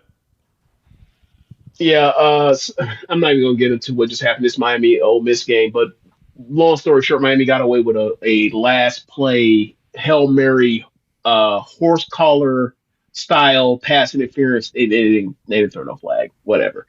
So Miami's going to the national championship game, which my god, we can't have that. Oh, it's already happened. So it's going to take either Indiana or Oregon to stop it. You know, whatever. They're in the it don't matter. Look, it doesn't matter if they win the national championship or not. They're in the national championship game. Florida State's going to suck for like the next half decade. So awesome. Hey man, great. We got to hate. We got to we got to embrace the Hoosiers and embrace the Ducks. It don't matter, baby. No. You're saying that it doesn't matter. They're in the title game. They're in the title game. I mean, all they got to do, all Florida got to do is open up the wallet. It's era NIL, baby. Rebuild this shit quick. Yeah, you're misunderstanding the part where Florida State doesn't have as much money as Miami because they're not built off the city of cocaine. In faulty real estate, like you know what I'm saying, it's not the same thing. There's flat out disadvantages that it comes in. Also, most of the players in South Florida are South Florida anyway. So like, in that national championship game, all the niggas front runners anyway. So what they gonna do? I'm just gonna tell you, I always wanted, okay, nigga, okay, sure, whatever. Take your ass there, have fun, whatever. It is what it is. But I just know, I don't really care about it. My whole thing is like, I want my team to be good. My team will not be good because of this. That sucks. That's all. Win or lose, I don't give a fuck. If the championship game, if there was a hurricane that came through the fucking field and swept all of them up, and there was no national championship winner, I wouldn't care. I don't care. Can I keep saying I don't care until you understand I do care? Yeah. Or do you get it now? Whatever, man. Fuck. Anyway, yeah, man. Like the Willow and the stat stuff is like I was listening to. I can't remember which Tunnel Talk episode it was. I don't know if it was their last show of the year, or if it was their super pod that they put behind the paywall with Trish and Sarah. But they were talking about her journey about like, Statlander is like, yeah, I did a bad thing and like I feel weird about it and I don't know like if I should just still be bad or whatever else. And I'm thinking to myself like, we've seen somebody do this do this character arc or this journey and did a lot better. His name was Adam Hangman Page, and this ain't even. This is fucking pathetic. If this is what she's actually going for, it's fucking pathetic.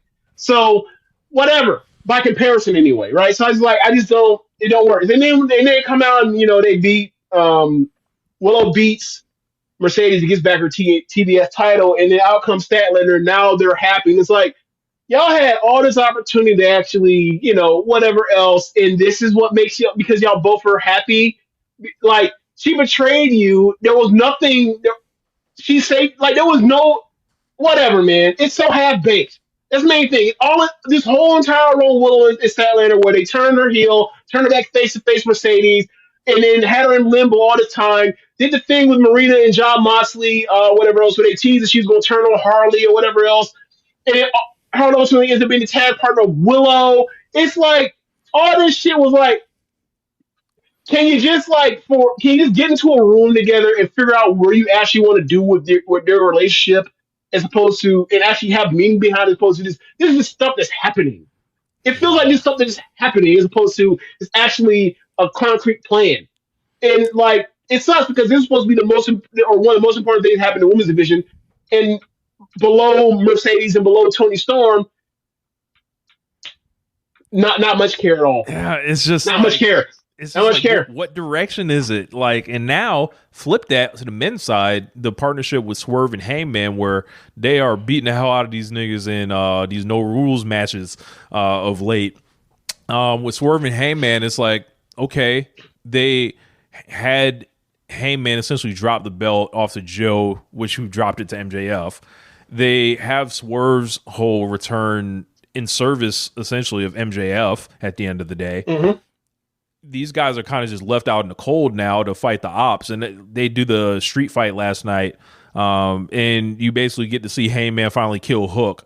And now I'm left with these guys like, all right, what are we doing with those guys now? Are they going to keep hanging out together? What's the deal with them? Tag champs. I don't know if it's going that direction. Or can you make them tag champs? Can you make them tag champs? And you're like, all right, how do we deal with this? Like when it comes to the Owen, because people will not want to see them just be tag champs and not being Owen. People will not be happy for that. Especially after you got that final between Ospreay and Hangman earlier last year. Speaking of the tag champs stank it up last pay-per-view, FTR, and it was just like, not what we want.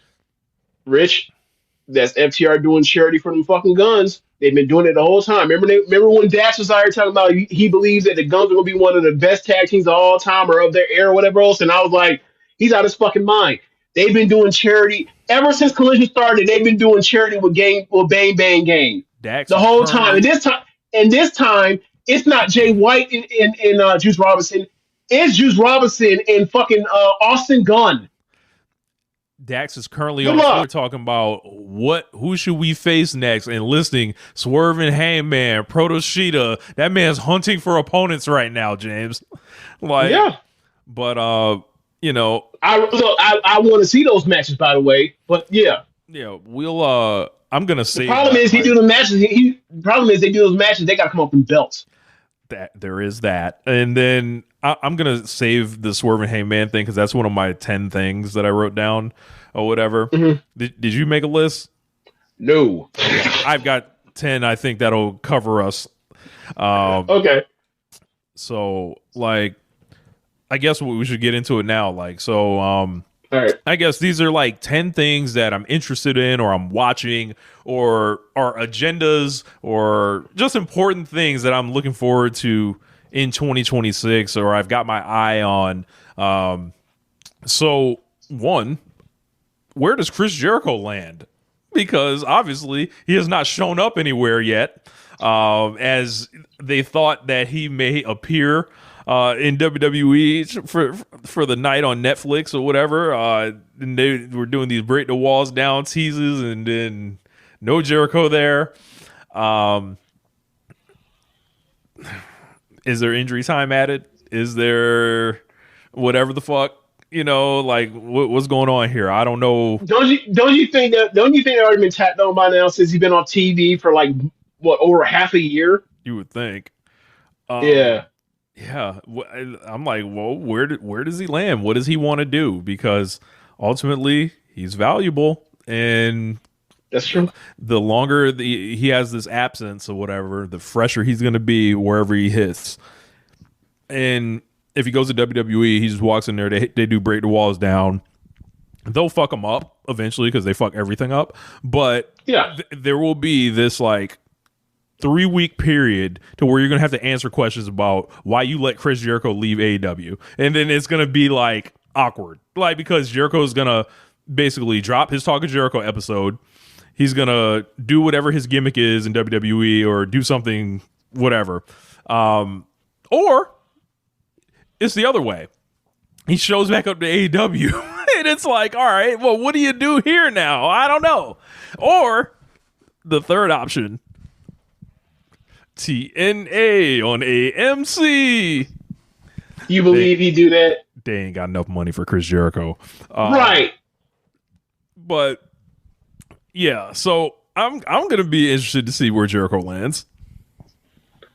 Yeah, that's a good one because he's gonna show up somewhere, and it's going in like he's more value. If I were him, I'd go back to WWE. Like he has a built-in easy. He has a built-in easy match where he can do with Cody. Like you got your world title shot in WWE or AEW, and I sent you packing. You never could contend for it, and you had to take your ass over here because you couldn't be world champion where I was. There's all sorts of nasty stuff, nasty insidery stuff they could say or whatever else that justifies and they could do it. It will work. If he's doing insidery stuff, I only want him with one person. Chicago-made Punk, bring your ass to the stage. Let's get negative. There's always time to get that. There's always time to get to that match too. Especially in WWE. In AEW, that match was never happening. WWE, Triple H, Big Paul will go in there and be like, y'all boys ready to get y'all get along shirt, put y'all get along shirt on. He'd be like, yes, sir. Yeah, like two niggas that he hates. He fuck with their lives. Amazing. See, I got some. You want to come back? I got something right here. I got the Survivors. Well, they don't do singles matches in Survivor Series much anymore. They only do 4 matches in Survivor Series. But like, look, back in the day, like, I got a purpose Survivor Series match for your asses right here. Second thing, will any black wrestler become a pay-per-view fixture in WWE? I feel like I know the answer to this, but so Obafemi's got called up. I'm gonna say look at our prospects. So Obafemi, Javon Evans is still in NXT, right? He just got called up. And Carmelo Hayes has the U.S. belt now. Okay, so all of them are under 35, right? Yes. No, and it won't actually be. And this time, it won't actually be because they're black. It's because they're too young. When this happens, everyone will say, but it's like no, because no one 35 and under gets the shot. Look, maybe no one. What Mark Henry was telling y'all was like some actual like shit of how they think rather than just like what he thinks. Maybe. Yeah. Maybe. Yeah. I hate to shoot Mark Henry some bail, but maybe he knows how they think. This how they book. Unless they think you ace material like your Marines, they go the long road with everybody. Like in Roman Reigns, they were doing that in a different era. I'm talking about now. Like they just had Braun Breaker lose to CM Punk. Why? Yeah. Because they're selling you on you have to earn it, even though he's a fucking heel. That makes no sense. Yeah. Why does a heel have to earn it? Do you think the MJF earn it? Yeah. Did Triple H earn it? No. It's supposed to be cheap. Speaking of heels, what major wrestler will turn heel? I feel like a lot of guys have been locked into the same role of late. WWE, of course, always seems terrified to turn anybody because I don't think they actually want people getting unpopular, so to say. I would have think CM Punk would have been turned heel by now, but it just hasn't happened for whatever reason. There's always the threat of Cody Rhodes. I was thinking Cody. You know, because that quiet as kept, like he seems more under than ever. I even got some WWE homers to admit this to me. I would say, like,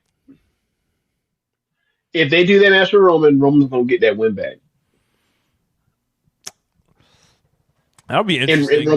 and Roman will come back and be the top babyface champion and get his H1 that they've been building towards for what year is it? 2026, so 11 years. They've been building towards that for 11 years, right? So they'll finally do it, right? And then what will Cody do? How will Cody have to be able to survive being the actual person that's on TV every week, actually trying to entertain people? He'll turn heel. I think it's Cody. I think Cody finally does it. He will finally betray the fans because Big Paul will come out there and say, "It's time. I think it's time. I think it's time, Cody." Okay, sir. Okay, sir. Yep, they love to listen when they get paid less money by TKO and Paul than when they get paid more money by Tony Khan. It's amazing. It's amazing. Yeah. It's amazing. As far as the AEW side, I feel like Swerve has a flashing red light hanging over him. Look, let's just look at what's happened on TV. Dark music, like when he comes back, like a whole like darker energy about him. They use like his baby face. Yeah, he's just black. What you mean? You stupid. Like I'm talking about just the way the music makes you feel. It's a darker vibe. You know, they use his babyface return in service of belting a heel up already. They've got a lot of parts to move. For me, he seems like as easy of a choice as anyone.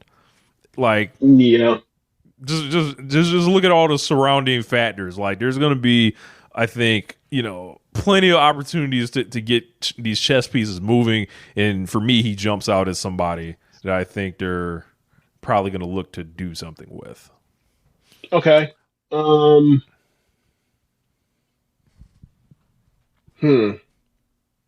mean, I think they just turned Jay White back heel when he comes back. That's always an easy bet. I think people will be trying to run 150 miles away from MJF. So, yeah, that's true. Next one. Will the lucha boom in Mexico begin to pour over elsewhere? So Mexico has done, like, between CMLL, they had like one of their biggest years in a long time. Of course, they sold over 1 million tickets, right? Yeah. WWE is put, AAA, like some of their stuff, like their shows are looking bigger and bigger. Like, is the appetite for Lucha Libre going to grow in a way in America in a way that it hasn't? Because it just feels like, you know, a lot of the way, like when the luchadors come in, it's like, yo, they come in and have a killer match or whatever. But like these people don't really get put in these like big positions, like these drawing positions. And like, I think Bandito is an interesting case. Like, obviously he's got the match with MJF next week, but like, I think that Bandito, you know, is growing roots like somewhat. So I can't really, like, their great idea in WWE is to, you know, make the European UK guys the luchadors. So it's going to be a longer road over there. So, you know, the Brits don't get it. Them boys come from the London School of Lucha Libre, apparently. But I mean, we just had ESPN.com name Dominic Mysterio as Wrestler of the Year for 2025, Male Wrestler of the Year 2025. So don't forget that part. So yeah. So that's gonna be, you know, like CMO is gonna have to find a way. Like, you know, I don't know. Do they want to find a way? Do they want to get bigger in America? Because like that paywall is a detriment. So. That paywall ain't stopping. Nobody is watching pro wrestling around the world. That's true. Look, people that if you've been on the R matey, you gonna get it anyway. Never mind. You stupid. I almost implicated myself. I'm gonna stop. Don't I'm do that. gonna stop. Yeah, let me stop. Let me stop. There are ways. There are plenty of ways to watch pro wrestling. Next one. Will relations with New Japan Pro Wrestling and AEW actually fracture, or is this something people are wanting to will into existence? Oh, it's definitely will into existence. Like, look, man, that Forbidden Door check gonna keep them coming. All that shit is talk. If they want to get out, they get out. We know this. Yeah. You know, they do have a show. They have a G1 show in Chicago. James, I'm not sure if you were aware of that. Like the first day. Yeah. First is yes. You know, since is it now Arena? I believe so. It's like one of the big ones or whatever. You know, if Yokosuji is confident as he says, all right, man, come on over, dog. Like, it's all yours. They set it up. Let the people come. Well, you know, there will be no AEW assistance. You know, there will be none of that. You know, sure there won't. Sure there won't. You know, when 1,800 fans show up, you know, to that 10,000 seat building, you know, perhaps, you know, John Moxley could be of assistance. Perhaps Swerve Strickland could be of assistance. Or perhaps Konosuke Takeshita can help out. You know, perhaps, you know, one of the Elite members can show up. Perhaps, you know, Heyman Page, you know, perhaps Kazuchika Okada will make an appearance. No? I don't know. That's nasty. You know, I don't know. Is it something that you know? What side will Gabe Kidd be on at that point? Who knows? So it's gonna be funny when they announce Kenny Omega for this fucking G1. Right. It'll be like, hey, this is my final year in pro wrestling. The pro wrestling biz. I want to do a G1 Tony. Okay. That'd be hilarious. That shit was like them niggas will buy them tickets will fly. Like I know. Look, and you know when that money comes in, you know, I'm sure that the New Japan offices will not be putting their hands in their pockets. They will be putting their hands out to take their fair share. Like, of course, you wanna know why? Because it's USD, it's not yen. There's more power. There's more power right now. So, speaking of Kenny Omega, I just wrote Kenny Omega down. Well, you know what else you should add it because these are supposed to be questions, right? Yeah. Should be like Kenny Omega ... WTF question mark. Yeah, it's like all right, what are you at this point? Are you winding it down? Are you feels like it trying to take a step back? Are you narratively like what is your, you know, existence right now? And of course they tried to they play these videos of him coming after MJF right now and stuff like that, and you can put the pay-per-view calendar together and be like, oh, they've got a Canadian pay-per-view in February, that's interesting. Vancouver, that would be an ideal place to have Kenny Omega challenge for the championship. I've seen people float out maybe Kenny Omega wins it and then it's Ospreay Omega at the Dome, or not the Dome, at Wembley. Could be. I also think there to do the whole situation of like, you know, you have MJF brag, you know, I beat CM Punk in Chicago, I beat Kenny Omega in Canada. Disgusting. But I don't know. I don't even know if we'll get that far. Who knows? Because, you know, I've heard, you know, rumors and nothing I want to talk about on air right now. Yeah. But there's a lot going on. So I'll see if we actually end up getting Kenny Omega versus MJF. Maybe it's something else. I don't know. Maybe it's Kenny Omega versus someone else. But it's just like, what are you? I think, you know, just looking at Kenny Omega right now, I feel like 2025 left like just a lot of unanswered questions. Like it was like, all right, bro, how did you feel about losing to Okada? Like we never like heard like, hey, this is one of the biggest matches of your career, like of your biggest rivalry of your career, you lost. Anything? No. Okay. And you know, how's your health? You know, like here's the thing. Every time he's come to address that, someone shows up and whoops his ass and sends him away for weeks and weeks on the stretcher, and then he comes back to keep talking about it. He gets ass whooped again. So like now it's like, hey man, we got to talk about all these beatdowns you caught before you even get to the kind of thing that happened in the summer, because you keep getting your ass whooped every time you show up. Hey man, you might remember when Bret Hart beat Shawn Michaels' ass backstage, or when they pulled some of his hair out and then he talked to Vince about it's an unsafe working environment. Hey man, they be on Kenny Omega ass in AEW, boy. Josh Alexander, everybody want a piece of Kenny of the Rainmaker. I'm sorry, Rainmaker of the cleaner's ass. It's crazy, bro. Don Callis family. It's crazy. Can Kenny Omega and the Don Callis family wrap it up this year? You know, can we do that? In fact, Don Callis keep adding more niggas to continue. This will never be over. Look, if I was Don Callis was here, he'd probably say, "This is over when Kenny Omega's in the ground." So like, it's like, what's your narrative for 2026? Like, are you ready to try something? Like, what's the status of the Elite right now? The Young Bucks reverted back to Tassel's Young Bucks last night, which was a welcome treat. Yeah? And it was like, hold on, bro. Like they was a 6-man with Jack Perry. No, they got the money now. They got the money, so bro. They went out there, got the expensive fits flying around. And it was like, this is just like the good old days. Goddamn. So, more fresh matchups in AEW. I would like people to break out of their corners to work with people that we haven't seen them work with. I feel like there's a ton of fresh matchups kind of on the table that just haven't got booked for whatever reason. Usually when I think of matches not getting booked, I'm like, okay, does somebody not want to work with somebody? Does somebody not want to lose to somebody? My mind goes to those places, just how I'm wired. But I kind of want to mix the roster. I think the Don Callis family is so big. They have so many guys where it's like, you got to cross these guys up into different places. Moxley had that belt for such a long time. He was isolated from someone like Okada, and they happened to do Moxley and Okada, on pay-per-view, just not even as a drawing match. It was just like, whatever. I thought that might actually come off better as a program rather than like a one-off.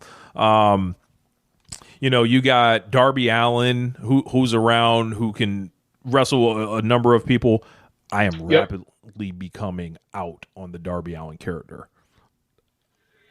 I think he's quite possibly one of the worst characters on TV right now. It's like I hear nothing about what he says or anything like that. He's weird, bro. Like it's just get in the ring. Yeah. Like just get he in the is ring. weird. He always was weird though.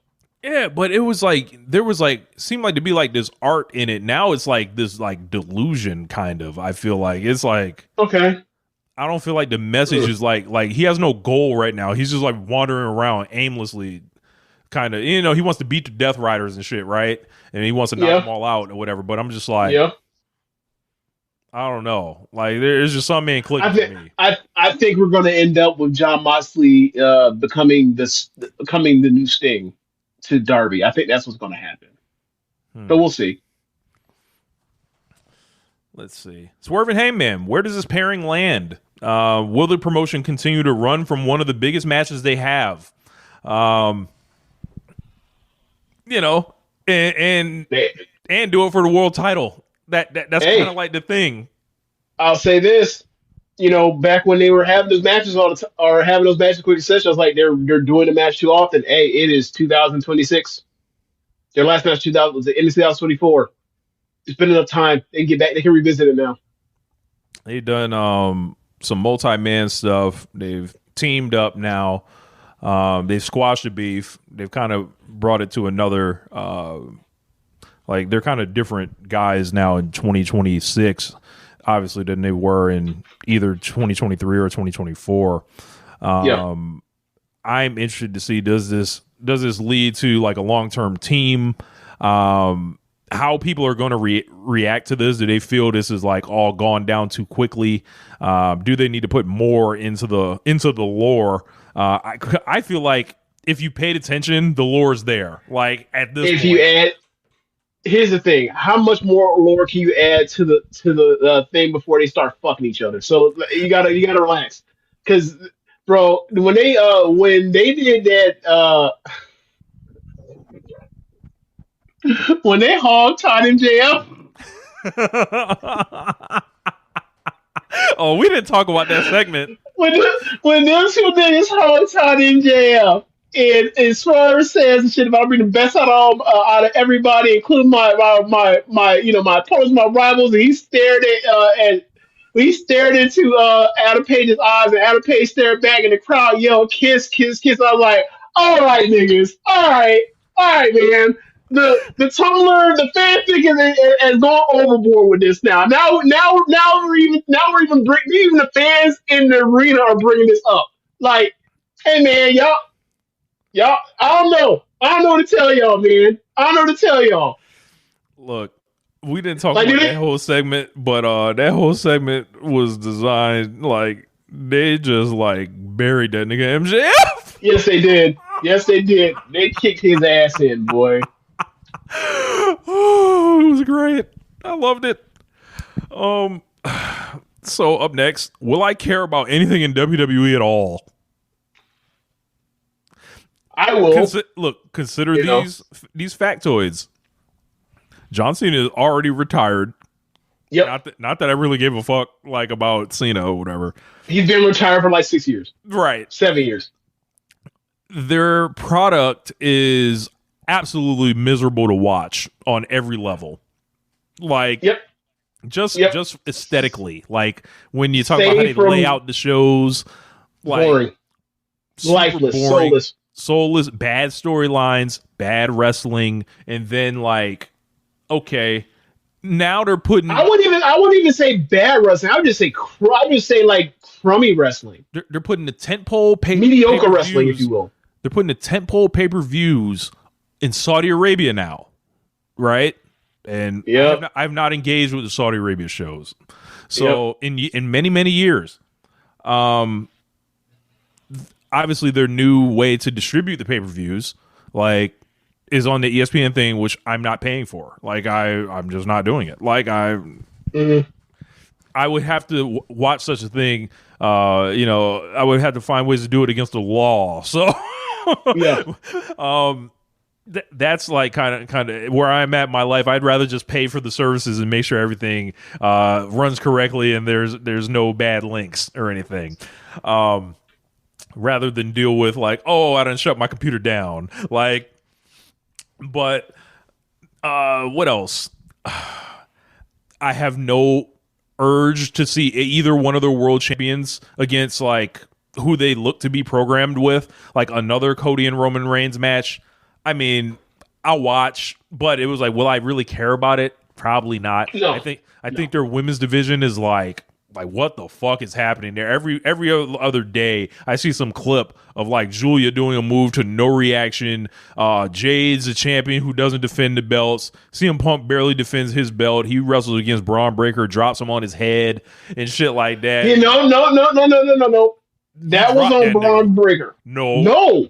He was supposed to catch Rich. That nigga. He was supposed to catch that nigga. Rich, you can't catch nobody from that. If your feet are on the outside of the ring post, you don't do it because there's no way that anybody can catch you other than you land in your head. That's Braun Breaker saying, "I'm going to do this spot regardless if it's bad positioning." No, you don't like. It'd be like one of those dudes that takes a lucha dive to the floor when a person's not even positioned to catch you. It's like you would never do that. So why would you do that here? That's on Braun Breaker. Like anybody with his feet on the outside, nobody can catch him. I don't give a damn if it was who's the strongest person in the world. It could have been Claudio. Claudio wouldn't have caught him. His feet on the outside. He's supposed to don't do it. He dropped his arm. You can't let the guy go. You can't. He didn't even try to catch a nigga. I think he did. That's what I'm saying. You can't. He's 200. Braun Breaker's what, 230 pounds? Probably, yeah. He's 230 pounds. When you take a top rope hurricane around, your feet have to be your feet on the inside of the thing so you can flip, bump, or whatever else. CM Punk's feet were on the outside. He's going to take a superplex. There's no way he could have saved it. There's no way. Bad ideas. It could have been Claudio. It could have been Hobbs. It could have been Mark Henry. It could have been Brock. Any strong, super strong, ridiculous Keith Lee. Nobody's catching that nigga doing that with their feet on the outside. When I saw the spot, I didn't even know what was a botch. I watched it and I was like, why is this a clip? It's a short clip. Why is it his feet on the outside? Okay, they're going to do some, how are they going to counter on this? And then he did it and I was like, no. I freaked out. And then he landed and I didn't see if he landed on his head or not, but I was like, that's on Braun. You can't do that. Like you can do that, but you can land on your head or break your neck or something stupid. They got up and promptly redid the spot. Okay. There you go. What else? If we get any of William Regal's safety wrestling, maybe we can, I don't think I'll be excited by any of that. What else? Yeah, I just think WWE did he do that in reaction to the choke superplex? Yeah. That sleeper superplex? Okay. So like a bunch of shit happened in WWE like after that. It was, and people keep tagging Regal now. It's pretty funny. But they tag him in that one, or is it just a botch? I think they did tag him in that one, and they tagged him CM Punk jumping on his head outside the ring too when he got. I didn't see that. He like jumped and like Braun Breaker gave him the punch, like basically to stop him, like as he was jumping through the ropes, and then he just dropped to his position. But yeah, like I look at their card completely unfresh. Like, nothing. Like they need a shake up badly over there. And I just look at it and I'm just like, I have no interest, none. Like who, like nothing. I mean, AJ Styles versus Gunther, because I know that match could be really good. There are like they got outside of that.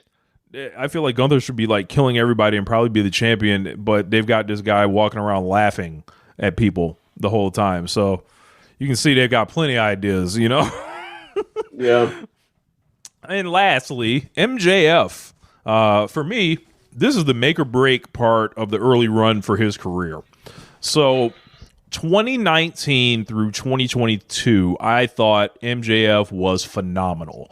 Up until, punctuated kind of with the Darby, Punk, and then the Wardlow feud, and then he sells the Wardlow match itself. And then he cuts that fucking promo in LA, which I maintain was probably one of the 5 most damaging things in company history. And then he wins the title after that and has his Jekyll and Hyde title reign at the end of that year. And that kind of leads us, to him getting injured. Here we are, present day. Motherfuckers don't want to work with him. He's a champ again and all this other stuff. And now he's got this good portion of his early career and he's got this bad portion. What's the third thing going to be to be like, okay, who are you really? Like, are you going to come out here and be like that first guy from 2019 to 2022? Or are your terrible creative instincts, your abysmal people skills, and just selfishness and all this other shit going to come back to haunt you in the other half of this? And quite frankly, you're going to have to keep just doing the same gimmick because you have no other gear. Did you peak too early, essentially? Like, are you much better suited as third from the top rather than being on top? We already know the answer to that. Yes. I know the answer to that, but he's got it. Look, I'm gonna give him the floor to be able to look. If he wants to wrestle himself out and program his way out of that, fine, have at it. But brother, fair enough. I want to try to be fair. I think I kind of went hard on MJF last week or the last show that we did, and I'm just kind of like, how would Chris Jericho say? I'm concerned. I'm concerned, Max. If you don't come through, maybe you'll never get the chance again. Maybe you won't be the golden child anymore. When you look at it, and it's gonna be like, if it goes like to the best for him, right? He's gonna get a Wembley main event out of this. Probably he'll carry the belt through much of the year. He'll have some good matches against people. He will not overstep and violate to cause shit that happened to him at Hammerstein to happen no more. He won't get none of that. These are just a lot of ifs, James, and I just don't know if he can pass with flying colors through all this, because too many people feel like he is detrimental to them, and like the people like that shit that Swerve said in the promo was not just a promo.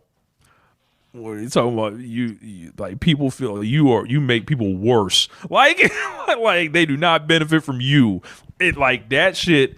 Like I know we talked about the Diddy thing and that being something that could like follow somebody and ruin their character. This shit right here, like if you drop that nugget and be like, you know what? Nobody really does benefit working with MJ. Like people that will start like catching to people. It turns on people's light bulbs. Yes. Yeah. It's like, hold on. Like, so it's up to you, Max. it's yours.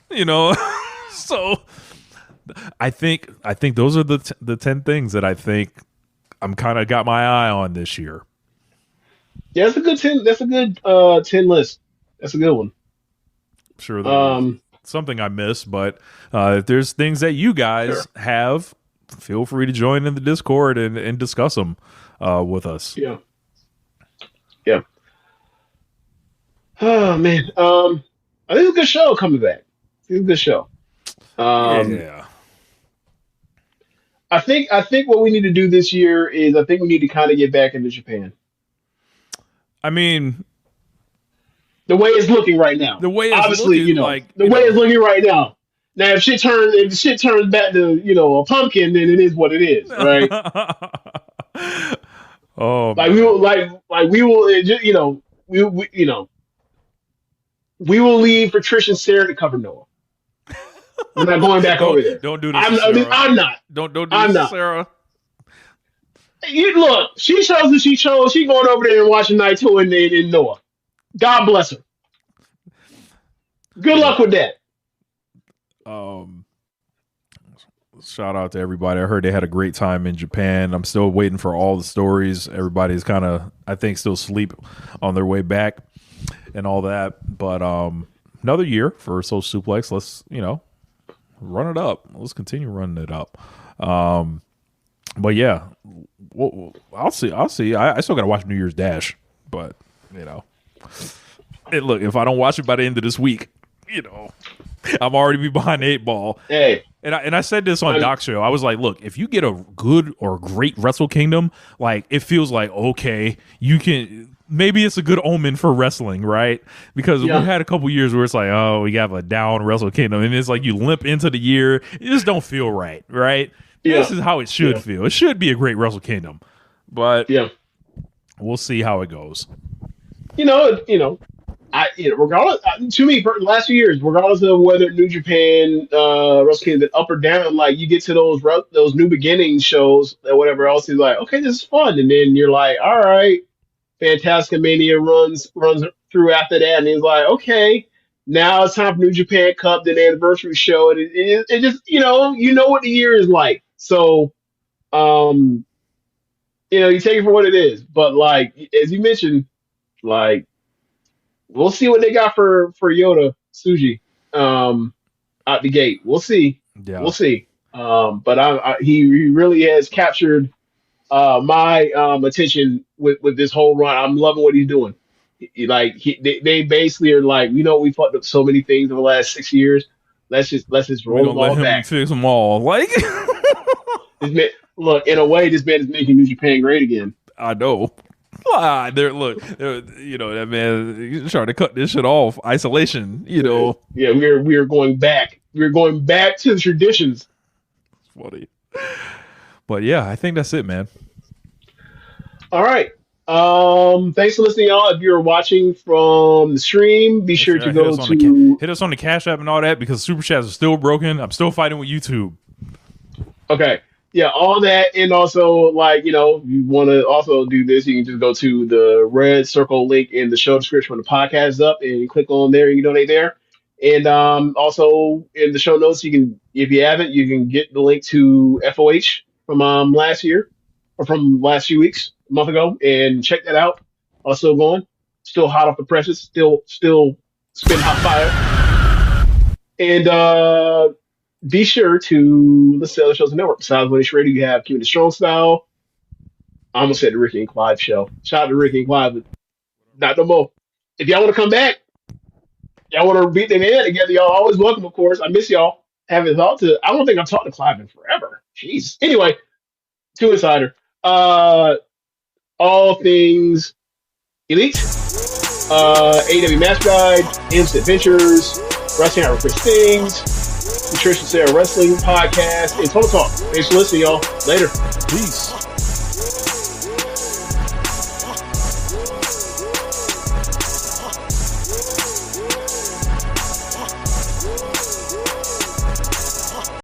Thank you for calling the Bombas Comfort Line. Bombas make socks, slippers, tees, and underwear made with the highest quality materials. Press 1 for comfort, 2 for style, 3 for donation.